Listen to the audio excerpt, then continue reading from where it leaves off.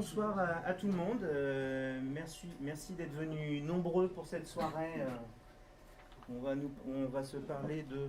Je vais peut-être revenir à celle de départ. On va parler de Symfony Laravel, comprendre un petit peu mieux ces deux frameworks et aussi comprendre la différence entre ces deux frameworks. Alors tout d'abord, j'aimerais quand même remercier Mille et Une Pharma parce que c'est eux qui nous accueillent aujourd'hui. Et sans salle, c'est plus difficile de faire un meet-up. Et puis en plus, ils ont la gentillesse de nous payer les pizzas à la fin. Moi, je ne l'ai pas annoncé avant parce que sinon on risquait d'avoir plus de monde qui veulent venir. Comme ça nous en fera plus pour nous. Voilà, très pragmatique. Voilà, donc alors une question rapide, tout le monde connaît la FUP? Non. La FUP, c'est l'association des utilisateurs de l'association française des utilisateurs de PHP, donc qui organise des événements au niveau national, au niveau local également. Donc nous sommes l'antenne locale de la FUP.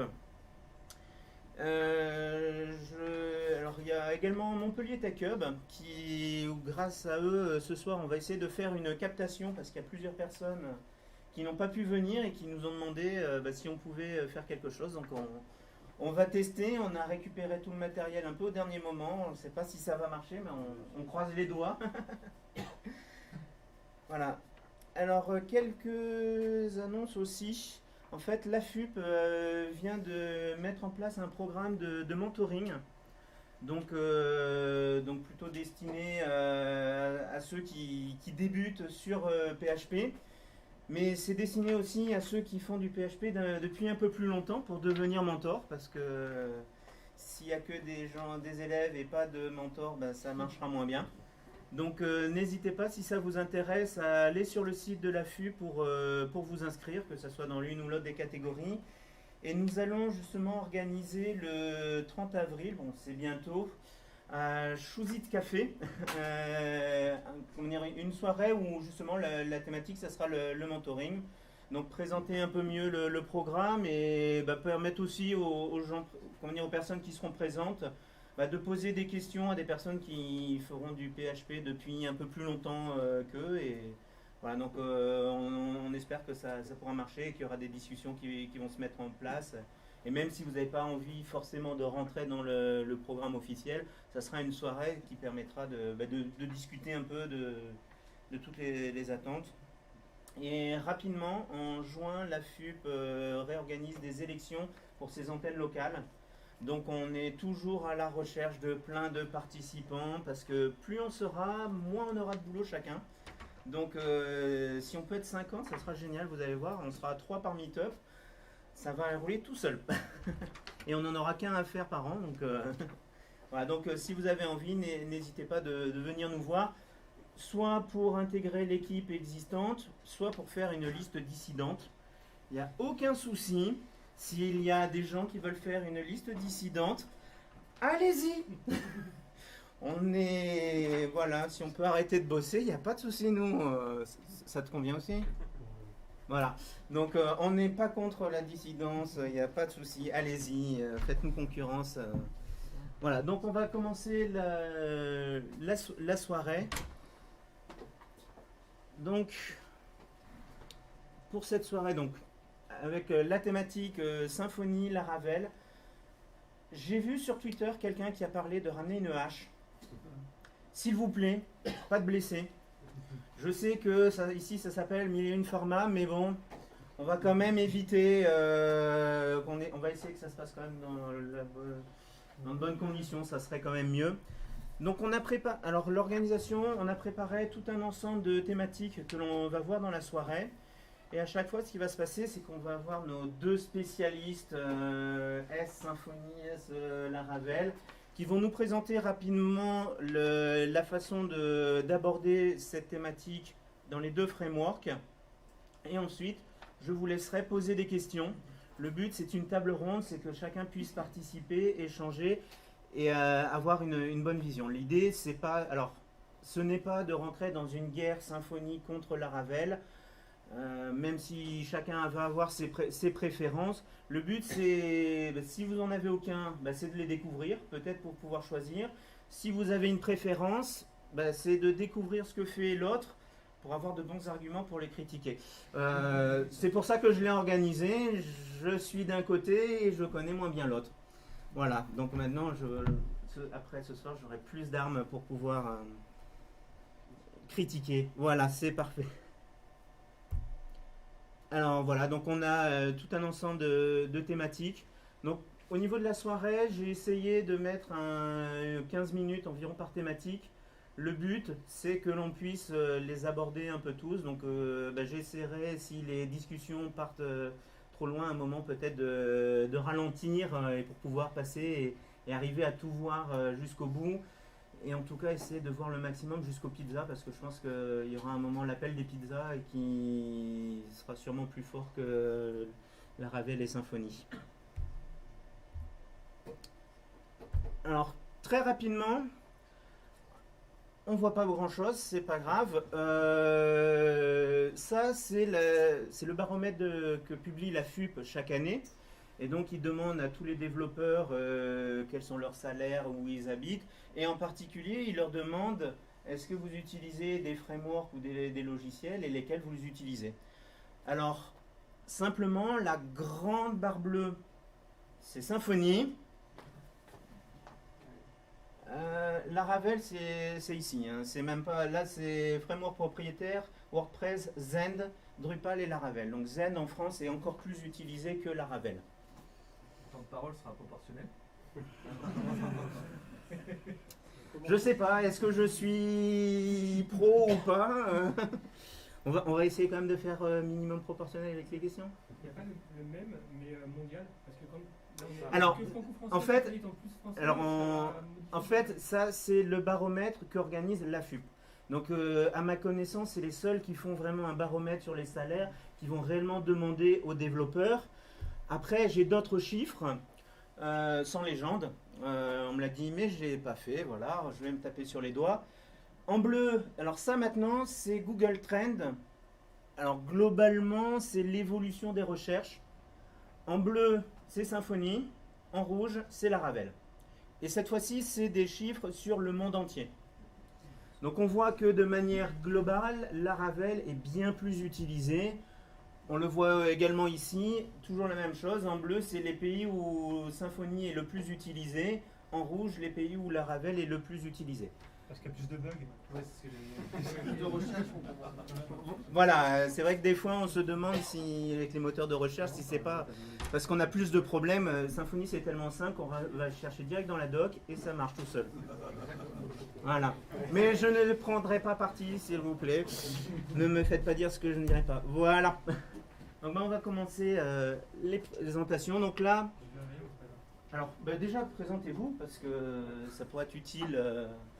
Du coup, Florian Pareno, je suis développeur Symfony chez Jositz et 5 ans d'expérience en gros. Donc, voilà. Moi, c'est Jonathan Boyer, donc je suis freelance. Je fais du Laravel essentiellement, mais depuis peu un peu de Symfony aussi. Et en parallèle, je fais des formations vidéo donc sur les deux frameworks en l'occurrence. Donc sur Laravel, j'ai à peu près, je dirais, 3-4 ans d'expérience vraiment, et sur Symfony, c'est plus 2 ans. Voilà. Donc, je vais vous laisser présenter globalement les frameworks. Alors pour Laravel, c'est un framework qui est assez récent, entre guillemets, c'est-à-dire que pendant un moment, il était en train d'être développé, mais il n'y avait pas forcément eu beaucoup d'utilisateurs dessus. C'est à partir de la version 4, voire la version 5, que ça commençait à exploser. Donc c'est un framework qui est développé par une seule personne. Aujourd'hui, il y a quand même d'autres personnes qui travaillent dessus et qui interagissent avec le code, mais essentiellement, c'est quand même lui qui dirige l'orientation que va prendre le framework par rapport à du Symfony où on a plus une association derrière.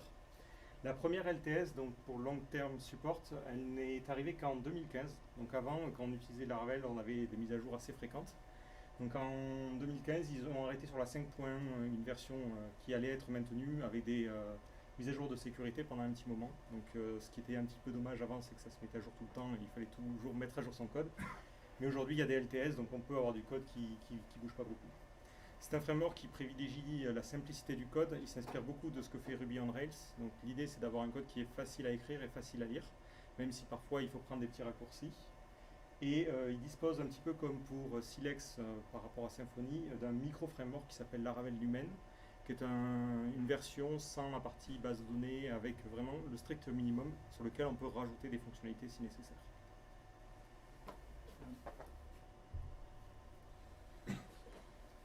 Donc pour la partie Symfony, c'est développé et maintenu par Sensio Labs, qui est devenu Symfony, enfin la partie qui gère le développement du framework a été un peu sortie de Sensio Labs. C'est Symfony SAS qui est devenu donc l'entreprise. Derrière, c'est des développeurs qui sont rattachés à cette entreprise, mais également la communauté open source qui produit ou qui corrige des bugs ou qui produit des nouveaux composants. Donc c'est plus une association au final de différents, donc 56 composants indépendants, dont par exemple le routing, le security ou l'injection de dépendance. Là où donc Laravel c'est un ensemble complet, Symfony ça va être plein de petits bouts qu'on va pouvoir utiliser et réutiliser dans n'importe quel autre projet sans forcément être basé sur Symfony. Donc il y a une grosse communauté qui s'est développée depuis les premières versions de Symfony. Je ne sais plus trop de quand elle date. Il y a longtemps. Mais longtemps, oui, avant 2015 en tout cas. 2005, voilà. On va dire que c'est sur les dernières versions en tout cas, Symfony 4 surtout, et même un peu 3, on l'appelle Micro Framework First. C'est moi qui ai mis l'expression. Jonathan parlait de Symfony Silex. En fait, c'est complètement ça, c'est qu'il va y avoir le minimum de composants sur une installation vraiment minimale, un minimum de composants installés pour privilégier la rapidité d'exécution, on va dire, du code de Symfony, vraiment pure Symfony, pas notre application qu'on construit par-dessus, mais pure Symfony. Et donc pour ça, ils ont utilisé un petit plugin Composer Symfony Flex pour faciliter l'installation du framework et son utilisation à un peu plus long terme. Et ensuite on rajoute nos petites briques petit à petit, dont le templating, le routing, la sécurité, et c'est que si on souhaite. Il y a deux briques principales qu'on peut citer, c'est le Symfony Skeleton et Symfony Website Skeleton. Donc le Symfony Skeleton, c'est on peut dire un package composer qui englobe les briques vraiment de base essentielles au framework. Et si on veut faire un site plus conventionnel, on va dire, on va utiliser le second, dans lequel il va être intégré automatiquement tout ce qui va être la traduction, le templating, la sécurité, le micro-serveur de Symfony. Et une autre des forces de Symfony, c'est qu'il va se baser, dès que ça va être possible, sur les RFC ou c'est pas écrit, mais c'est les PSR. Donc grâce à ça, on peut étendre facilement notre code et utiliser également le code de Symfony dans d'autres projets. Si je dois citer des exemples, Drupal utilise certaines briques, Laravel utilise certaines briques. Peut-être pas de questions jusque-là. C'est quoi RFC et PSR? Alors, PSR, c'est PHP Standard Recommendation, et RFC. Globalement, ça définit des interfaces qui sont générales et qui peuvent être utilisées par n'importe quelle librairie pour qu'on puisse utiliser et intervertir n'importe quelle librairie à tout moment. Ça, c'est pour le PSR. En fait, c'est des standards. C'est des standards. Si tu veux, l'équivalent, ça va être un peu les normes ISO, sans être aussi restrictif que la norme. C'est, on va dire, les bonnes pratiques. C'est ce qui permet justement aux composants Symfony d'être réutilisés dans énormément de solutions. Même si ce sont des solutions tiers, ils peuvent facilement les réutiliser puisqu'ils essaient de passer sur des standards de fait automatiquement. Voilà. Je laisse appuyer. Un des points, justement, parmi les points qu'on a décidé d'opposer un petit peu, c'est donc l'injection de dépendance. Où donc Symfony, comme je disais, a son propre composant, Symfony Dependency Injection, qu'on peut utiliser dans n'importe quel projet. Drupal, API Platform, PHPBB l'utilise. Donc à quoi sert ce bout de composant? À mieux découper son code en utilisant différents services indépendants les uns des autres, et ensuite grâce à une série de fichiers de configuration, compiler tout ça et l'utiliser à travers toute notre application, et la réutiliser à travers toute notre application, voire même la réutiliser dans d'autres projets. Et ce composant-là, donc c'est vraiment la base fondamentale, on va dire, du framework. Si on n'a pas cette injection de dépendance, on va dire que c'est un petit peu plus difficile de travailler avec Symfony. Des exemples? Oui, on a mis des exemples à chaque fois, effectivement. Donc là, j'ai un exemple de bout de code dont on pourrait imaginer un newsletter manager qui sert à envoyer des newsletters. Donc là où on voit l'injection de dépendance, notamment, c'est notre mailer interface qui va lui correspondre à notre service d'envoi de mail. Le manager va se servir à construire le mail et il va faire appel au service qui envoie le mail. Donc c'est là où on voit un peu l'injection de dépendance, c'est que notre newsletter manager qui sert à construire le mail dépend du service qui sert à envoyer le mail. J'espère que l'exemple est assez parlant. Et donc dans un contrôleur, on aurait accès directement avec la petite méthode un peu générique du get, c'est une des solutions en tout cas pour l'utiliser au niveau d'un contrôleur. Et il n'y a plus qu'à l'utiliser de façon comme un objet normal après. Côté Laravel, on a un peu le même principe. Ça n'a pas forcément le même nom. Alors déjà, est-ce qu'il y en a qui ont essayé un petit peu Laravel et qui ont essayé d'aller sur la documentation? Donc on voit sur la documentation, il y a beaucoup d'appels statiques. Derrière, en fait, ça fait appel à le même principe que Symfony. On a un container. Donc il est possible, lorsque l'on crée une classe, de dire dans le constructeur, je vais avoir besoin d'une classe, n'importe laquelle, et automatiquement, lui, va être capable de l'injecter. Pour gérer cette injection, Symfony utilise un fichier YAML. Dans le cas de Laravel, c'est un petit peu plus PHP, entre guillemets, comme approche. On a des classes qui s'appellent des service providers, qui permettent d'indiquer comment vont être instanciées certaines classes dont on va avoir besoin dans l'application. Donc, par exemple, ici, on fait appel à vis app. Donc, app, c'est le conteneur d'injection de dépendance.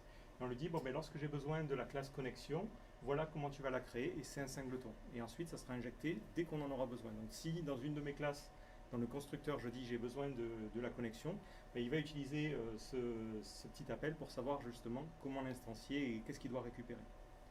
Donc, c'est quelque chose qui est un petit peu plus manuel, effectivement, pour le coup, par rapport à du Symfony, où on déclare avec du AML. De la même manière, il y a l'auto-wiring qui est en place. Donc ça veut dire que si vous avez besoin d'une classe et que vous n'avez aucun service qui définit comment l'instancier, il va se charger automatiquement de l'instancier et de la gérer. Donc après, s'il y a des dépendances aussi, il les trouvera tout seul, et ainsi de suite, ainsi de suite. Donc, après, le framework fait pas mal des appels statiques, mais derrière, il y a ça qui se cache. Donc il fait toujours appel à ce conteneur d'injection de dépendance.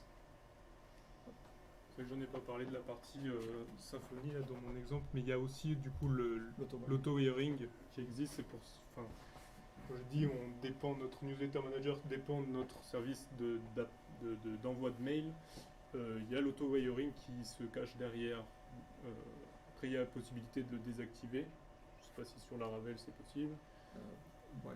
Mais sur Symfony, en tout cas, on peut le désactiver et passer directement par les fichiers. La configuration de base, c'est on crée nos classes et tout marche plus ou moins tout seul. Excusez-moi de mettre mon petit grain de sel, mais en fait, c'est pas recommandé. Justement, maintenant, ce qui est recommandé, c'est l'injection de dépendance, parce que du coup, on a un découplage qui est plus intéressant au niveau des tests. Parce que sinon, on dépend du conteneur de service. Là, vous avez une dépendance tout à l'heure sur le this app. Là, en fait, vous l'avez plus. Donc, Symfony, maintenant, va vous recommander d'utiliser ça plutôt que le conteneur de service. Juste ça, je dirais. Oui, non, c'était juste pour la classe, en fait, ici, si jamais on n'a pas défini dans le fichier service.yml, il est capable de la résoudre automatiquement. Alors que dans, je sais plus si c'était dans les anciennes versions de Symfony, il fallait vraiment manuellement déclarer tous les services. Si un service n'était pas déclaré, il n'était pas possible de l'injecter. Il y a une différence entre, je me permets une remarque aussi. Oui. Il y a une différence entre l'auto-wiring et l'enregistrement automatique. C'est pas la même chose. Ouais. L'enregistrement automatique, c'est de dire, genre toutes les classes d'un dossier sont des services. L'auto-wiring, c'est de dire, si ici on essaie d'injecter une interface, il faut savoir quel est le service concret qui est associé à l'interface. Ouais, le but de l'auto-wiring, c'est de déterminer quel est le bon service. Donc effectivement, dans les deux cas, on a accès à ces fonctionnalités. Un bon point pour le blanc. Bonne précision. Une paire de plus. C'est bon, vous avez Est-ce fini que de présenter les gens ont des questions sur le après, sujet? si Non. vous avez des- Donc voilà, donc maintenant, si vous avez des questions sur les différences, voire les ressemblances, parce qu'au final, il n'y a pas de très grosse différence entre ici Laravel et Symfony. Donc, si vous avez des questions, surtout n'hésitez pas. J'ai une question sur le fonctionnement de Laravel sur le sujet. Tu disais qu'il y avait des appels statiques. Dans Oui. ton exemple, tu n'en as pas montré. Est-ce Ouais. que tu as moyen de nous expliquer ou de nous montrer un exemple d'appel statique pour récupérer le service et nous expliquer comment ça fonctionne derrière? Parce que, enfin, un En appel fait, statique, c'est un peu comme si on avait le container en variable globale. Donc par exemple, on va avoir, si on a besoin d'appeler un événement, on pourra faire, on peut injecter l'événement et ensuite faire appel aux différentes méthodes comme on le ferait sur Symfony. Après, le cas qui pose problème, et ça pose aussi problème dans Symfony, c'est les contrôleurs où on a souvent beaucoup de dépendances à aller chercher.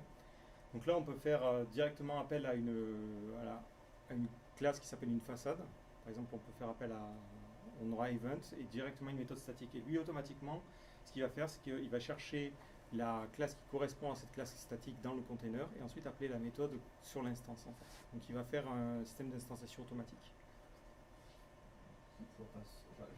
Ouais, c'est- il faut un exemple. expliquer les façades aussi. Ouais, c'est ça. En fait, une façade, c'est t'as une classe qui porte un nom et dedans t'as une méthode magique qui s'appelle callStatic C'est ça. et ça va résoudre automatiquement l'alias dans le problème. C'est ça. Ouais, En fait, c'est une façade. ouais, la façade, par exemple, si la façade event, elle dira c'est le event manager interface à l'intérieur. Donc quand tu fais appel à cette façade, à n'importe quelle méthode de cette façade, il va chercher dans le container le service qui correspond et appeler la méthode que toi tu appelles en statique. Pourquoi on ne pourrait pas le faire direct depuis le contrôleur finalement? Alors après, Bah, si t'en Non, as besoin dans ton contrôleur, en fait, tu peux l'injecter dans le au début, ils ont contrôleur. fait ça parce que ils promouvoient assez peu en fait l'injection de dépendance au niveau des contrôleurs et ils ont tendance à directement appeler les choses en statique. Parce qu'après, derrière, dans la partie test, ils ont un système qui permet de moquer les appels. Donc ça permet d'éviter d'avoir dans les contrôleurs un gros constructeur avec beaucoup de dépendances qui sont injectées. C'est pas forcément une bonne pratique, certes, mais Ouais, c'est pour ça que ça a été mis en place. avoir un contrôleur avec plein de dépendances, c'est pas une bonne pratique non plus de toute Oui. façon. Donc, C'est comme par exemple la partie vue. La partie vue, ils vont faire un appel statique parce qu'ils vont estimer que c'est pas la peine de l'injecter tout le temps. ok. Ouais, je te donnerai des exemples si tu veux parce que c'est un peu particulier. D'autres questions? N'hésitez pas à tortuler relais. Je les ai fait venir pour ça. Si vous essayez même pas, ils vont être déçus et tout, ils reviendront plus. Aidez-moi à les faire revenir. Donc là, on va parler de l'ORM. Tout le monde sait ce que c'est qu'un ORM. Donc c'est la partie qui permet en fait de communiquer avec la base de données. Globalement, plutôt que de faire des requêtes SQL, on va travailler avec des objets et ces objets vont ensuite déclencher les persistances au niveau de la base de données et récupérer des informations. Donc l'ORM de Laravel, il s'appelle Eloquent. C'est un ORM qui est propriétaire, donc c'est fait par l'équipe de Laravel. C'est un ORM qui est basé sur le principe de Active Record. Donc c'est un principe qui a été popularisé avec Ruby on Rails, où globalement on a une classe qui va représenter à la fois les données, mais aussi qui va permettre d'interagir avec la base de données. Donc là j'ai donné un petit exemple. On a un article, donc c'est la classe post. On l'initialise. Ensuite, on peut définir des propriétés à l'intérieur et lorsqu'on utilise la méthode save, automatiquement, il va se charger de sauvegarder les informations qu'on a modifiées dans la base de données. Donc c'est une méthode qui est assez simple à lire et à écrire. Le seul inconvénient que ça a, c'est que si on ne fait pas attention, on se retrouve avec le problème des fat models, c'est-à-dire qu'on a beaucoup de choses qui vont être définies dans la partie modèle. Donc par exemple, là, on a quelque chose qui permet de dire les champs qui peuvent être modifiés et ensuite, on peut définir les associations. Donc ça permet de dire que par exemple un article est associé à une catégorie et ça que les articles sont associés à plusieurs tags. Ça permet ensuite quand on veut récupérer les informations de pouvoir récupérer des informations croisées plus rapidement. Et après c'est juste un autre exemple pour montrer un peu le mélange, c'est qu'on a la possibilité de définir des scopes qui vont permettre de définir des conditions lorsqu'on va récupérer des résultats. Donc, par exemple si je veux dire je veux récupérer que les articles actifs, j'aurai ce scope qui va me permettre de le faire. Donc on se retrouve avec un mélange à la fois des informations propres à l'article, mais aussi des informations qui sont sur les récupérations de données depuis la base de données. Et ça, c'est un exemple justement des appels. Donc là, c'est ce que je disais par rapport aux appels statiques. On peut se retrouver avec des choses comme ça. Donc par exemple, lorsqu'on fait un where, ben là, il va utiliser le query builder, il va construire une requête SQL. Il va récupérer l'article qui est en ligne, il va les organiser et après il les récupère. Et donc ça, c'est un exemple de manipulation avec la méthode save. Et ça, c'est un exemple avec les relations. Donc, par exemple, si mes articles ont des commentaires, je peux directement attaquer les commentaires depuis l'entité article. Donc c'est intéressant parce qu'on peut récupérer des données croisées plus simplement. Et après, la méthode delete permet de supprimer quelque chose. Pour la partie Symfony, c'est basé sur Doctrine, qui est donc utilisé et recommandé par Symfony. C'est un ORM également, et on va manipuler par contre les entités à travers le repository. Donc c'est une classe à part qui va faire les requêtes plutôt que, une classe à part de notre entité qui va faire la requête plutôt que l'entité elle-même.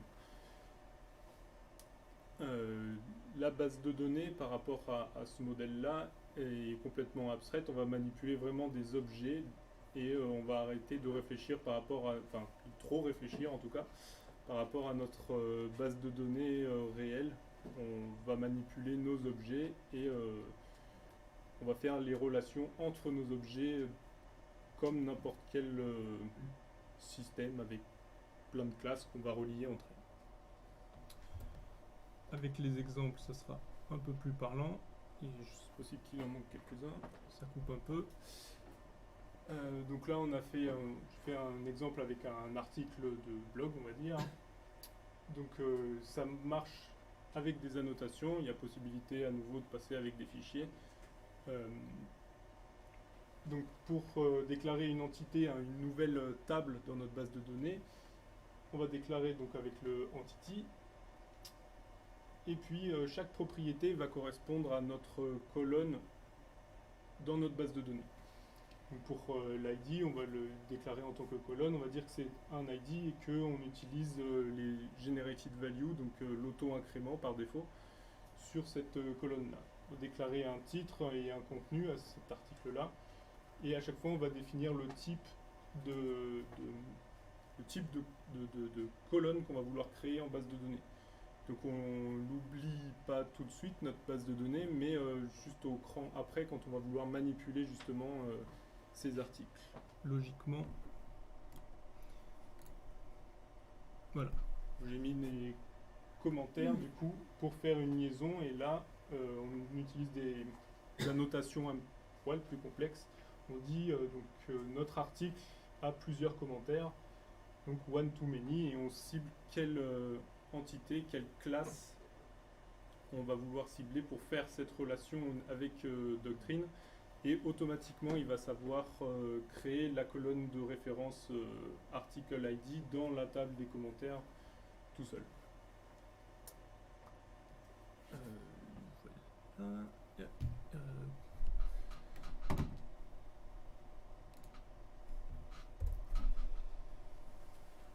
Pour la manipulation, depuis un contrôleur, à chaque fois j'ai fait, normalement, on récupère ce qu'on appelle le manager. C'est lui qui connaît l'accès aux différentes bases de données, parce que Doctrine est capable de se connecter à différentes bases de données en même temps. On crée un nouvel article, on instancie juste un nouvel objet, on appelle les différentes méthodes pour lui donner un titre, un contenu et puis un nouveau commentaire. Pour sauvegarder ce nouvel article, il faut passer par la méthode persist pour dire à Doctrine qu'il le connaît, là où Active Record se connaît tout seul. Il faut dire à Doctrine qu'il y a un nouvel article qu'il va falloir enregistrer, et la méthode flush qui permet d'exécuter tous les persists qu'on aurait fait en amont. Persist n'exécute pas ces requêtes, ça permet de faire des transactions. Donc tant qu'on n'a pas appelé notre méthode flush, on n'aura pas de modification en base. Pour récupérer un article, donc là juste par ID, il suffit juste de récupérer le repository qui correspond et d'appeler la méthode find avec l'ID de l'article qu'on veut récupérer. Et une fois qu'on l'a récupéré, on peut appeler directement les méthodes get les méthodes de l'article pour récupérer les valeurs qui correspondent, ou directement le modifier et appeler la méthode flush. Là, on n'a pas besoin de re-appeler persist parce que Doctrine connaît déjà notre objet, parce que il a déjà récupéré une première fois. Vraiment, le persist, c'est que quand c'est des nouvelles entités qu'on veut créer. Et la petite méthode remove pour supprimer un article, enfin une entité, et la méthode flush à nouveau pour le même concept des transactions. Donc on voit que c'est un petit peu plus compliqué, un peu plus lourd peut-être à manipuler. L'avantage, c'est qu'on va pouvoir découper un peu plus les méthodes, notamment d'accès aux différents articles. On va pouvoir créer plus facilement des méthodes personnalisées pour récupérer que les articles actifs, par exemple. Ça ne sera pas mélangé avec les données réelles de notre entité d'article. Si vous avez des questions. Merci. C'est pas une question, c'est aussi pour faire rappeler que au-delà de la différence entre Automatlop pour Doctrine et ActiveRecords pour Open, c'est surtout que là on commence à voir, je pense qu'on va le voir dans la conférence, mais la différence de mentalité en fait entre Symfony qui est vachement orienté maintenant en Java, de tout avoir une méthode qui s'appelle getTitle, setTitle, etc. Alors que sur Java ils sont vachement sur les getters etc. magiques, c'est simplement flashTitle pour récupérer la priorité ou flashTitle égale la nouvelle valeur qu'on a setée. Ça c'est la grosse différence qui fait qu'effectivement on fait une méthode avec Java. Après pour ce qui est du repository on peut l'implémenter sur la Ravel aussi. Ouais, c'est ça. Et puis après pour faire les méthodes custom, genre récupérer que les articles actifs ou que les utilisateurs actifs, tu fais des éléments scope sur le modèle. Et après au niveau des best practices du framework, c'est-à-dire que de toute façon c'est fast modèle stream control. C'est pas considéré comme un multi-pattern que d'avoir des modèles vachement clean. Mais effectivement t'as quand même avec la liste de la pattern, deux endroits différents tu vas écrire des trucs, c'est vrai que c'est aussi parce que tu vas avoir des critères dans ton entité, mais tu vas avoir aussi des gages, je sais pas quoi, articles dans ton repository. On va voir sur l'approche de Symfony on va vraiment découper notre code le plus possible pour qu'il soit plus modulable, là où la Ravel va peut-être finir par être plus couplé ensemble à ses propres composants. Après, ouais, c'est une différence d'approche dans le sens où finalement les modèles de Laravel, les entités, elles peuvent être lourdes en commentaires, en annotation, mais en logique PHP pure, au final, on aura souvent des déclarations des propriétés, les getters et les setters, et ça va s'arrêter là. Juste pour la défense des getters et des setters, il y a quelques temps, c'est vrai que c'était pénible, mais le fait de maintenant pouvoir typer les paramètres dans les setters et les getters, ça permet d'avoir une meilleure approche parce que si on injecte quelque chose qui n'est pas au bon type, on aura tout de suite une erreur. L'inconvénient qu'on peut avoir avec juste une propriété, alors peut-être ça va venir quand on va pouvoir typer enfin les propriétés, c'est que si on fait un setTitle et qu'on lui donne un nombre, il va pas râler. C'est le problème. Alors que c'était juste un slide, je crois, dessus. Non, c'était juste, j'ai demandé pour remettre sur la partie Ravel. Non mais c'est juste un slide au-dessus. Parce que là, voilà, quand on fait appel à cette propriété-là, la propriété, elle n'est pas forcément définie dans le modèle. Donc c'est vrai que quand quelqu'un regarde notre modèle, il faut qu'il ait dans sa tête la représentation de la base de données. Parce que le champ name, il n'est pas forcément existant au premier abord. Il crée les objets un peu au fur et à mesure. Moi j'ai une question par rapport à Eloquence. Ouais. Justement, quand on fait post flash name égal, la propriété elle sera définie après comme une propriété publique créée C'est en ça. runtime. C'est ça.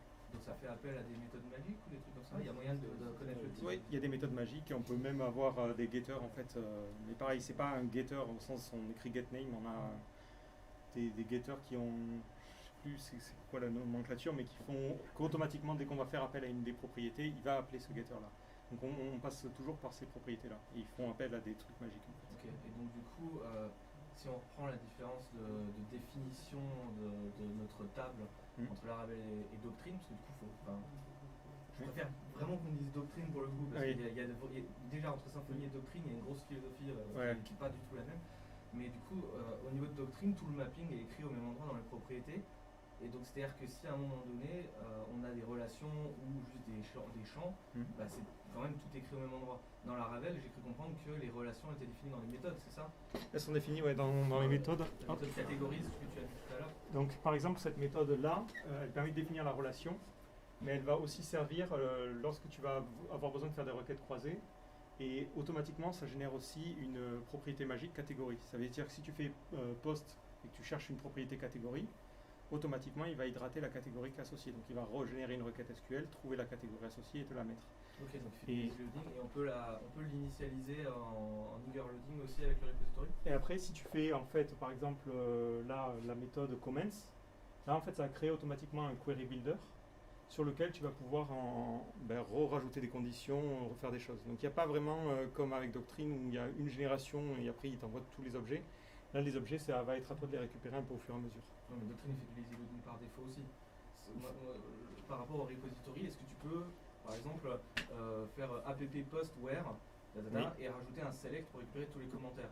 Oui, tu peux lui dire, en fait, tu peux, par défaut, il y a toujours le même problème du n+1, donc il ne va pas récupérer les données associées. Et tu peux lui dire avec une méthode qui s'appelle with, je veux récupérer les commentaires associés. Donc automatiquement, il va injecter les commentaires dans tous les articles par rapport à ton query builder. Tu peux aussi déclarer dans la propriété with du modèle pour dire par défaut tu mets de tous les trucs. Non, en général, il avait été dit que Doctrine gérait plusieurs bases de données, mais c'est pareil pour Open en fait. Tu vas avoir une variable dans ta classe modèle qui s'appelle dollar connection égale, et puis tu vas mettre en cocotte MySQL parce que tu as une connexion MySQL et puis Postgre parce que tu as une connexion Postgre. Et chaque modèle va être lié à une table dans Donc un modèle peut être associé qu'à une seule et même base de données. Oui. Et j'ai une autre question par rapport à Eloquent, parce que du coup je ne l'ai jamais utilisé. Est-ce que tu peux demander des objets partiels basés sur d'autres modèles, genre des DTO, des choses comme ça? Alors, en fait, quand il va hydrater les objets, il va les hydrater en fonction de ce que tu as fait. Donc si tu fais un select et que tu ne sélectionnes que 2 champs, parce qu'au final le query builder est un peu plus... c'est un peu plus simplifié par rapport à ce que propose Doctrine, mais si tu récupères que l'idée et le name, automatiquement il va te créer des articles avec juste l'idée et le name. Si tu lui demandes de récupérer le champ content, il te renverra nul parce qu'il dit moi je le connais pas. Et si jamais, je parle surtout de la notion de DTO, c'est-à-dire à partir du repository des objets post, l'objet post c'est peut-être pas le meilleur exemple, mais d'hydrater un autre objet, une autre classe. En fait. Tu pourras pas en fait parce que dans Laravel les modèles doivent être d'un certain type. Là où Symfony, les entités peuvent être n'importe quoi, ça peut être un objet qui n'est pas du tout relié à une base de données, peut servir en fait en récupération. Sur Laravel, tu ne pourras pas utiliser les méthodes save, find et autres. Donc il faut que ça soit forcément un modèle. Oui, mais avec Doctrine, tu peux pas persister un DTO non plus, donc c'est un peu le même... Mais tu peux, ouais. En fait, imaginons tu as des questions, genre des questionnaires. Voilà, il y a eu des questionnaires d'un formulaire qui est envoyé à tout le monde répond. Et dans chaque questionnaire, tu as des réponses. Et tu veux des statistiques dessus. Ouais. Tu vas faire une requête SQL qui va essayer de compiler des statistiques de façon optimisée. Donc plutôt que récupérer genre 100 000 questions dans ta mémoire, tu vas demander carrément à ta base de données de compiler des statistiques et tu vas hydrater ça sous forme d'un autre objet. Mais à la base, ça reste tes questions. Donc tu demandes au repository de questions de faire une requête SQL assez élaborée pour générer tes stats. Et après, plutôt que de récupérer un tableau PHP, tu hydrates ça sous forme d'un objet pour quand même pouvoir conserver le côté modèle et logique métier. Je sais qu'il va te renvoyer il y a des méthodes en fait pour directement faire les requêtes et renvoyer dans des objets de base. Je sais pas par contre si tu peux lui préciser quel type d'objet tu veux utiliser. Okay. Mais tu peux faire des requêtes sans être lié à un modèle. Tu peux juste faire une requête basique qui fait un count et dire donne-moi juste le résultat ou donne-moi. Voilà, ça te fait un objet. Un objet un STD class. C'est ça. Je tiens à préciser du coup sur le coup que, parce que ça se voit pas forcément, mais dans Symfony avec Doctrine, c'est important, ça a déjà été dit plus ou moins, mais les objets sont pas des objets, sont pas des entités persistantes, ce sont des objets, ça peut être n'importe quel type d'objet. Et en fait, il y a une partie dans Symfony qu'on ne voit pas et donc du coup ça met toujours un peu les gens en erreur, c'est qu'en fait Symfony va compiler des classes proxy qui vont se rapprocher beaucoup plus des classes justement de Laravel, mais en fait on les voit pas, elles sont générées grâce aux annotations qu'on a vues tout à l'heure ou alors des fichiers de config, XML ou YAML. Et en fait, quand on utilise un article pour une entité Doctrine, en fait on utilise 2 classes, la classe article qu'on manipule et une classe proxy qu'on ne voit pas. Et c'est elle qui va faire ensuite tous les dialogues avec la base de données, qui va faire le chargement du easy loading, ce genre de choses. Le easy loading, on le voit jamais en fait parce qu'en fait on le manipule pas. Mais par rapport à ça, je connais très bien Doctrine et les proxys ne sont pas toujours créés en fait, il n'y en a pas toujours besoin. Typiquement des entités qui ont zéro relation, il n'y en a pas besoin. Les proxys sont surtout créés quand il y a des problématiques de performance justement pour des objets avec beaucoup d'easy loading sur les collections notamment. Comme par exemple quand on a beaucoup de relations many-to-many ou des one-to-many, éventuellement Doctrine peut créer des proxys si la relation est bidirectionnelle. C'est-à-dire pour ça que l'équipe de Doctrine ne recommande pas de faire des relations bidirectionnelles comme on a justement dans cet exemple-là. C'est-à-dire que du coup dans l'article, on a la propriété comment, et en fait on n'en a pas besoin techniquement. On a juste besoin de la classe comment qui référence l'article, mais on n'a pas besoin de la propriété comment dans les articles. Par souci de performance, et justement ce que tu disais là, le fameux O de N+1 et tout ça, la complexité grand O, je sais plus comment on appelle ça.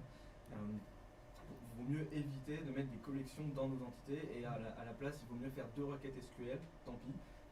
Et il y a pas mal d'optimisations qui peuvent être faites nativement sans même avoir récupéré le résultat soi-même, juste pour hydrater des collections. Donc pour ça, c'est vachement plus intéressant de ne pas du tout faire de relations bidirectionnelles. Après, c'est le problème des ORM de manière générale, c'est qu'on veut, en tant que dev, on ne veut pas se compliquer la vie avec les requêtes SQL, et on se dit, je manipule les objets, et c'est l'ORM qui se charge du gros du travail et qui va gérer la persistance. Et effectivement, ça a un coût après en termes de performance au niveau des requêtes. Et... C'est une habitude à avoir d'utiliser le repository des commentaires, c'est-à-dire je veux une liste de commentaires et je donne comme paramètre à ma requête l'article qui m'intéresse. En parlant de collection, là, je pense que j'attends aussi, c'est une grosse différence avec Doctrine Symfony, c'est que l'API fournie par Laravel pour manipuler les collections est vachement plus riche. Il y a peut-être 100 méthodes pour filtrer parfois les collections Laravel qui implémentent tout à fait d'interface PHP standard. Alors que sur Doctrine, on a des objets, effectivement, des classes standards, on est rapidement à poil, on doit utiliser les vieilles API classiques de PHP, Reflector, Remap et tout. Ça, c'est un truc qui m'a fait préférer. Et le point de ce niveau-là, c'est vraiment quand tu manipules beaucoup d'objets, tu as tout un truc pour. Tu fais plus trop de PHP finalement. Finalement, les contrôleurs, là, tu vois, les contrôleurs, c'est beaucoup plus de la programmation d'objets pas mal et moins des méthodes PHP classiques. Mais ça, il faut de la Laravel pour s'en apercevoir. Là où on crée un new Doctrine Collection actuellement sur certaines méthodes, il y a 4 méthodes, hein, c'est add, new. Oui, mais en fait, ils veulent pas trop. Ça, c'est aussi une différence d'approche. C'est-à-dire que Laravel va pas hésiter à se dire, ah ben tiens, j'ai besoin de 3 méthodes en plus, je rajoute 3 méthodes en plus. Doctrina, pour avoir essayé de faire des pull requests sur l'objet collection, ils diront toujours non parce que si on rajoute une méthode, ça veut dire que la signature, elle est plus compatible avec toutes les librairies qu'il utilise. Laravel, vu que c'est quasiment le seul à utiliser sa librairie, il peut casser les choses quand il veut en fait. Donc c'est pour ça que effectivement, et très souvent, on va te dire, si tu n'aimes pas le Doctrine Collection, tu te recrées une classe collection où tu rajoutes tes propres fonctionnalités et tu décores par-dessus. D'ailleurs, c'est une pratique qui est encouragée par l'équipe de Doctrine de créer soi-même ses propres persistent collections pour pouvoir avoir ses propres filtres. Justement, par exemple, si jamais dans un article on décide quand même d'avoir une relation bidirectionnelle et d'avoir des commentaires, on peut filtrer les commentaires par utilisateur. Ça peut être une méthode de notre collection et finalement, c'est quand même une bonne pratique en soi, parce que ça permet de automatiquement documenter son propre code. Alors ça fait plus de code à écrire. Ça. Et par rapport à ça, tu disais qu'en fait il n'y a pas beaucoup de possibilités de filtrage, etc. Mais en fait, les collections, elles sont carrément filtrables. Tu as des méthodes type filter et reduce qui correspondent à refilter et à reduce. Et dedans, tu y balances des objets criteria, des critères. Et en fait, ces objets critères, du coup, c'est une autre couche métier, c'est la couche critères, qui n'est pas dans la collection, mais qui te permet du coup de spécifier des critères qui seront exécutés par le filtre de la persistent collection. Et en fait, ça te permet d'utiliser une autre API, l'API critères, pour pouvoir gérer le filtre de ta collection. Donc effectivement, du coup, là, pour le coup, tu feras exactement comme Laravel, c'est-à-dire que tu feras plus de PHP, tu feras de l'objet avec ton API critère. C'est un peu comme dans le repository quand tu utilises des méthodes avec l'API d'expression, le fameux XPR 2.2. Du coup, c'est souvent le problème qu'on va avoir, je pense, dans le reste des slides, c'est que, avec l'explique la différence d'adhésion entre les frameworks, c'est que du coup, quand tu veux être productif sur Symfony, tu es déjà développeur confirmé, tu es déjà très à l'aise avec l'objet, tu n'es pas peur d'écrire beaucoup de code. Sur Laravel, tu es beaucoup plus en mode je vais pouvoir beaucoup plus très rapidement et écrire des projets rapidement et avoir peu de, je vais me concentrer vraiment sur la couche métier de mon application et pas sur tout l'aspect il faut telle classe pour gérer c'est pas du tout la même approche. Oui, c'est pas du tout la même mais après c'est une différence de philosophie qui fait que du côté Laravel tu fais tout de suite, du côté Doctrine tu fais avec un maximum d'outils pour faciliter le debug et puis surtout pour mieux comprendre en fait. C'est-à-dire qu'à force de connaître des nouvelles architectures, des nouvelles API, ça te permet de découvrir des patterns et ces patterns-là, tu vas les employer aussi dans ton propre code pour faciliter la maintenance, faciliter la testabilité. C'est juste effectivement une autre philosophie. Je je sais pas au niveau de. C'est un autre sujet qu'on verra plus, je vais dire le test par exemple. Mais c'est des pistes d'explication pour déjà les graphes qu'on a vus, qui expliquent aussi là-dessus. Tout à fait. Je dis ça, moi dans ma boîte on fait du Symfony, donc je connais bien les deux frameworks, j'ai des positifs là-dessus. Non mais t'as raison. Heureusement. Une dernière question rapide et puis après on passe au J'ai une question, sur Laravel, mais sur Symfony, j'ai l'impression que le repository est absolument obligatoire. Et je sais que sur Laravel, il y a beaucoup de débats justement, est-ce qu'on fait pas un repository ça peut enflammer, et à chaque fois il y en a qui disent non absolument, il y en a qui disent oui absolument. Et je veux avoir peut-être votre point de vue, est-ce que le repository sur Symfony c'est vraiment obligatoire, est-ce qu'on peut s'en passer? Et sur Laravel, est-ce que du coup il faut s'en passer ou est-ce qu'il faut le faire? Alors, techniquement, tu peux t'en passer pour les deux. C'est-à-dire, sur Symfony, rien ne t'empêche de faire appel de récupérer. Vu que tu as accès au container en fait, dans le contrôleur, tu pourrais directement faire ton query builder dans le contrôleur. Très rapidement, tu vas réaliser que ça te crée une quinzaine de lignes et que c'est pas forcément très joli. Et après, ça pose aussi un problème de test. C'est que quand tu vas vouloir tester le contrôleur, tu n'as pas forcément envie de mapper toutes les méthodes du query builder. Donc pour la même raison sur Laravel, j'aurais tendance à séparer, sauf si tu es parti sur le principe de je vais tester contre une base de données de test, et dans ce cas-là tu t'en fiches de pouvoir moquer les choses. Mais c'est plus simple de se dire j'ai un objet, si on prend le cas des articles repository, je fais une méthode qui s'appelle latest pour récupérer les 5 derniers. Ben, quand je veux moquer ça, j'ai juste à moquer la méthode latest, j'ai pas à moquer l'entièreté des méthodes du query builder. Moi personnellement je pense que c'est mieux, et aussi ça permet, si jamais tu veux modifier une requête ou réutiliser une requête à plusieurs endroits, bah tu as juste le repository. C'est le principe on doit avoir des classes qui font qu'une seule chose, quoi. Donc moi je suis plutôt du partisan du repository.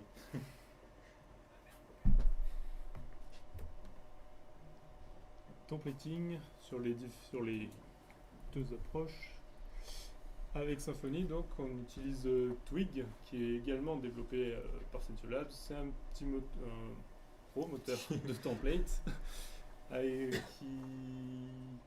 qui a été pas mal adopté parce qu'il est assez flexible et plutôt simple à utiliser. Il reprend quelques concepts du développement objet, comme étendre les templates, voire même les inclure.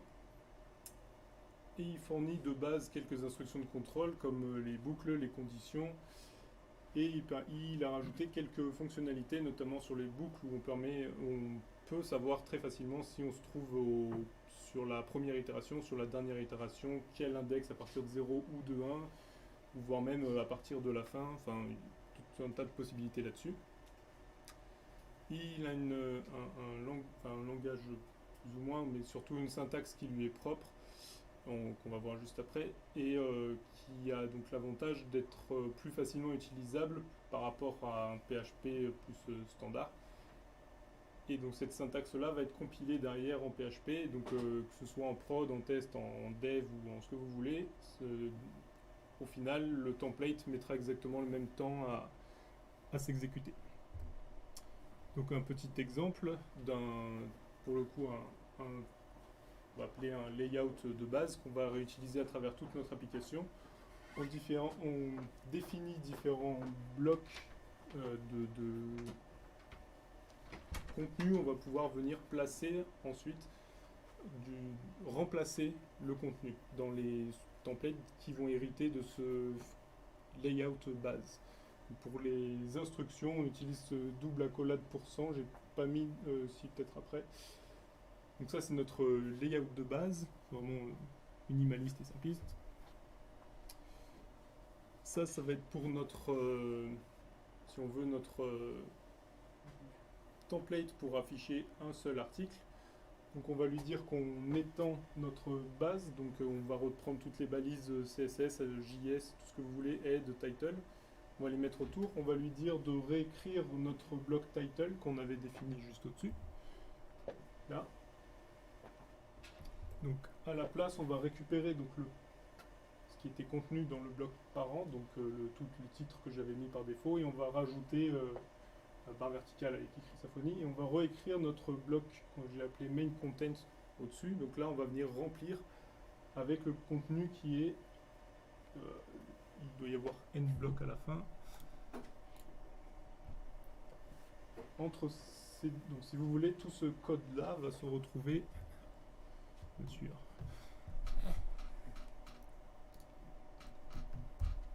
va se retrouver à la place de cette définition de bloc qui est là. Pour écrire une variable, ou enfin le contenu d'une variable plutôt, double accolade, où donc là on va avoir notre article que j'avais défini tout à l'heure, on va chercher la propriété title. C'est pas exactement ça parce qu'on peut accéder à des index de tableau exactement de la même façon. Si notre variable s'appelait article et que c'était un tableau, on pourrait y accéder avec un premier index qui s'appelle title. On y accéderait exactement de la même façon. Ensuite, on a des filtres, on peut appliquer des filtres. Donc là, on appelle raw, ça permet que notre propriété, dans l'occurrence content, contienne du HTML et que plutôt qu'il soit échappé, on aura directement le rendu HTML, donc avec du strong, avec oui, les balises strong, les balises P, les balises H2, H, tout ce qu'on veut. À nouveau, on peut écrire l'ID de l'article au niveau de la balise et une petite boucle pour ce qu'il ne faut pas faire, afficher les commentaires liés de l'article. Donc là, ce que ça dit, c'est pour chaque commentaire de l'article, on crée une variable comment et on affiche le contenu de notre commentaire. Pourquoi il ne faut pas faire? Parce que ça crée une requête, si on ne fait pas ça correctement, une requête par commentaire. Donc si on se retrouve avec un article et 100 commentaires, on va se retrouver avec 101 requêtes, une première pour récupérer l'article et ensuite une pour chaque commentaire qu'on va vouloir afficher. Si le tableau des commentaires se retrouve vide, on va aller dans le else et on va pouvoir créer un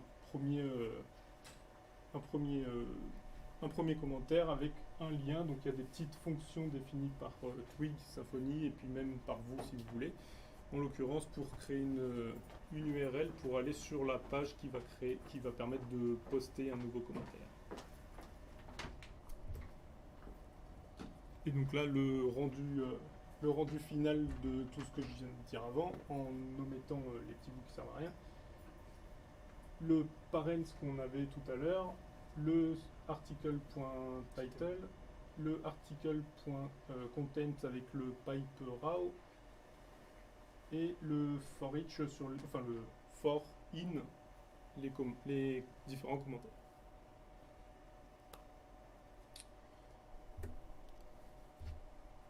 Côté Laravel, pareil, il y a un moteur de template, il s'appelle Blade. Alors l'approche est un peu différente dans le sens où c'est un moteur de template qui va être un petit peu plus léger. Donc là, un petit peu comme ce qu'on a vu tout à l'heure, on a le système de blocs, donc ils appellent ça des sections. On peut les définir de deux manières, soit on peut faire un yield, et dans ce cas-là, il affichera le contenu du bloc, soit on peut mettre un arrobas section, et il mettra un contenu si la section n'est pas remplie. Donc là, ça veut dire que si on n'a pas de sidebar, par défaut, il mettra la sidebar principale. Et là, enfin, on a un bloc content. Donc bon, la syntaxe est un peu particulière, mais il n'y a pas grand-chose à dire. Après, donc, sur vraiment le template qui va correspondre à notre vue, on peut faire un extend, dire le layout que l'on souhaite utiliser. Donc c'est un peu comme le extend de Symfony pour le coup. Ensuite, je dis dans la section, je veux mettre ce titre-là. Là, voilà la section sidebar, on a la méthode parent. C'est vraiment la même logique, mais écrit différemment. Là où ça va être différent, c'est sur tout ce qui est boucle, conditions et tout ça. On remarque que là où tout à l'heure Symfony avec Twig mettait sa propre syntaxe, dans tout ce qui est boucle, dans tout ce qui est conditions, il faudra utiliser du PHP valide. De la même manière, Twig limite beaucoup plus, c'est-à-dire que si on veut faire appel à des fonctions ou des classes qui viennent de l'extérieur, il faut créer un Twig extension pour rajouter les méthodes. Dans le cas de Laravel, je ne l'ai pas forcément montré ici, mais on peut ouvrir une balise PHP et commencer à écrire du PHP au bon milieu de la vue. De la même manière, dans le for else ou le for each, je peux mettre n'importe quoi à l'intérieur. Je peux avoir du PHP et faire appel à une méthode statique. Pareil, après on a une méthode route qui permet donc de générer une URL pour générer le lien vers une ressource. Et on le voit pour la partie affichage. Là, pareil, il faut faire du PHP valide. Donc si j'ai envoyé une variable qui s'appelle user et que je veux récupérer la propriété name, il faut que j'utilise du PHP valide. Donc c'est une approche qui est un petit peu plus légère en termes d'apprentissage, vu qu'on ne doit pas apprendre la totalité des concepts d'un moteur de template. Mais c'est vrai que ça oblige à écrire un petit peu plus de code aussi, et il faut faire attention à ne pas faire d'erreurs. Par exemple, dans le cas de Twig, si on avait article.title, si article est nul, il ne renvoie pas d'erreur. En fait, il dit c'est nul. Si moi je fais user et que j'appelle name et que user n'existe pas, là je vais avoir une erreur PHP classique où il me dira on ne peut pas appeler name sur quelque chose qui n'est pas un objet. Donc ça a aussi cet inconvénient-là.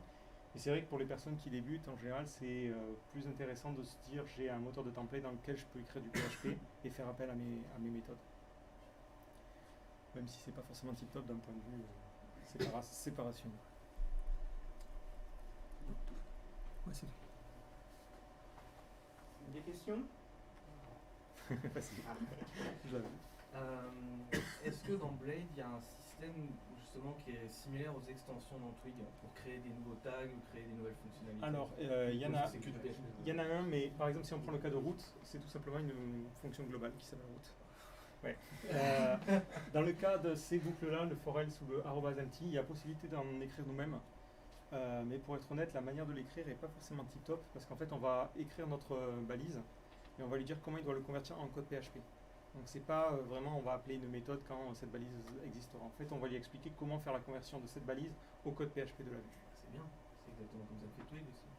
Twig, en fait, il va te faire créer une fonction qui va être appelée lorsque tu veux créer des tags oui. comme for ou ouais. bloc.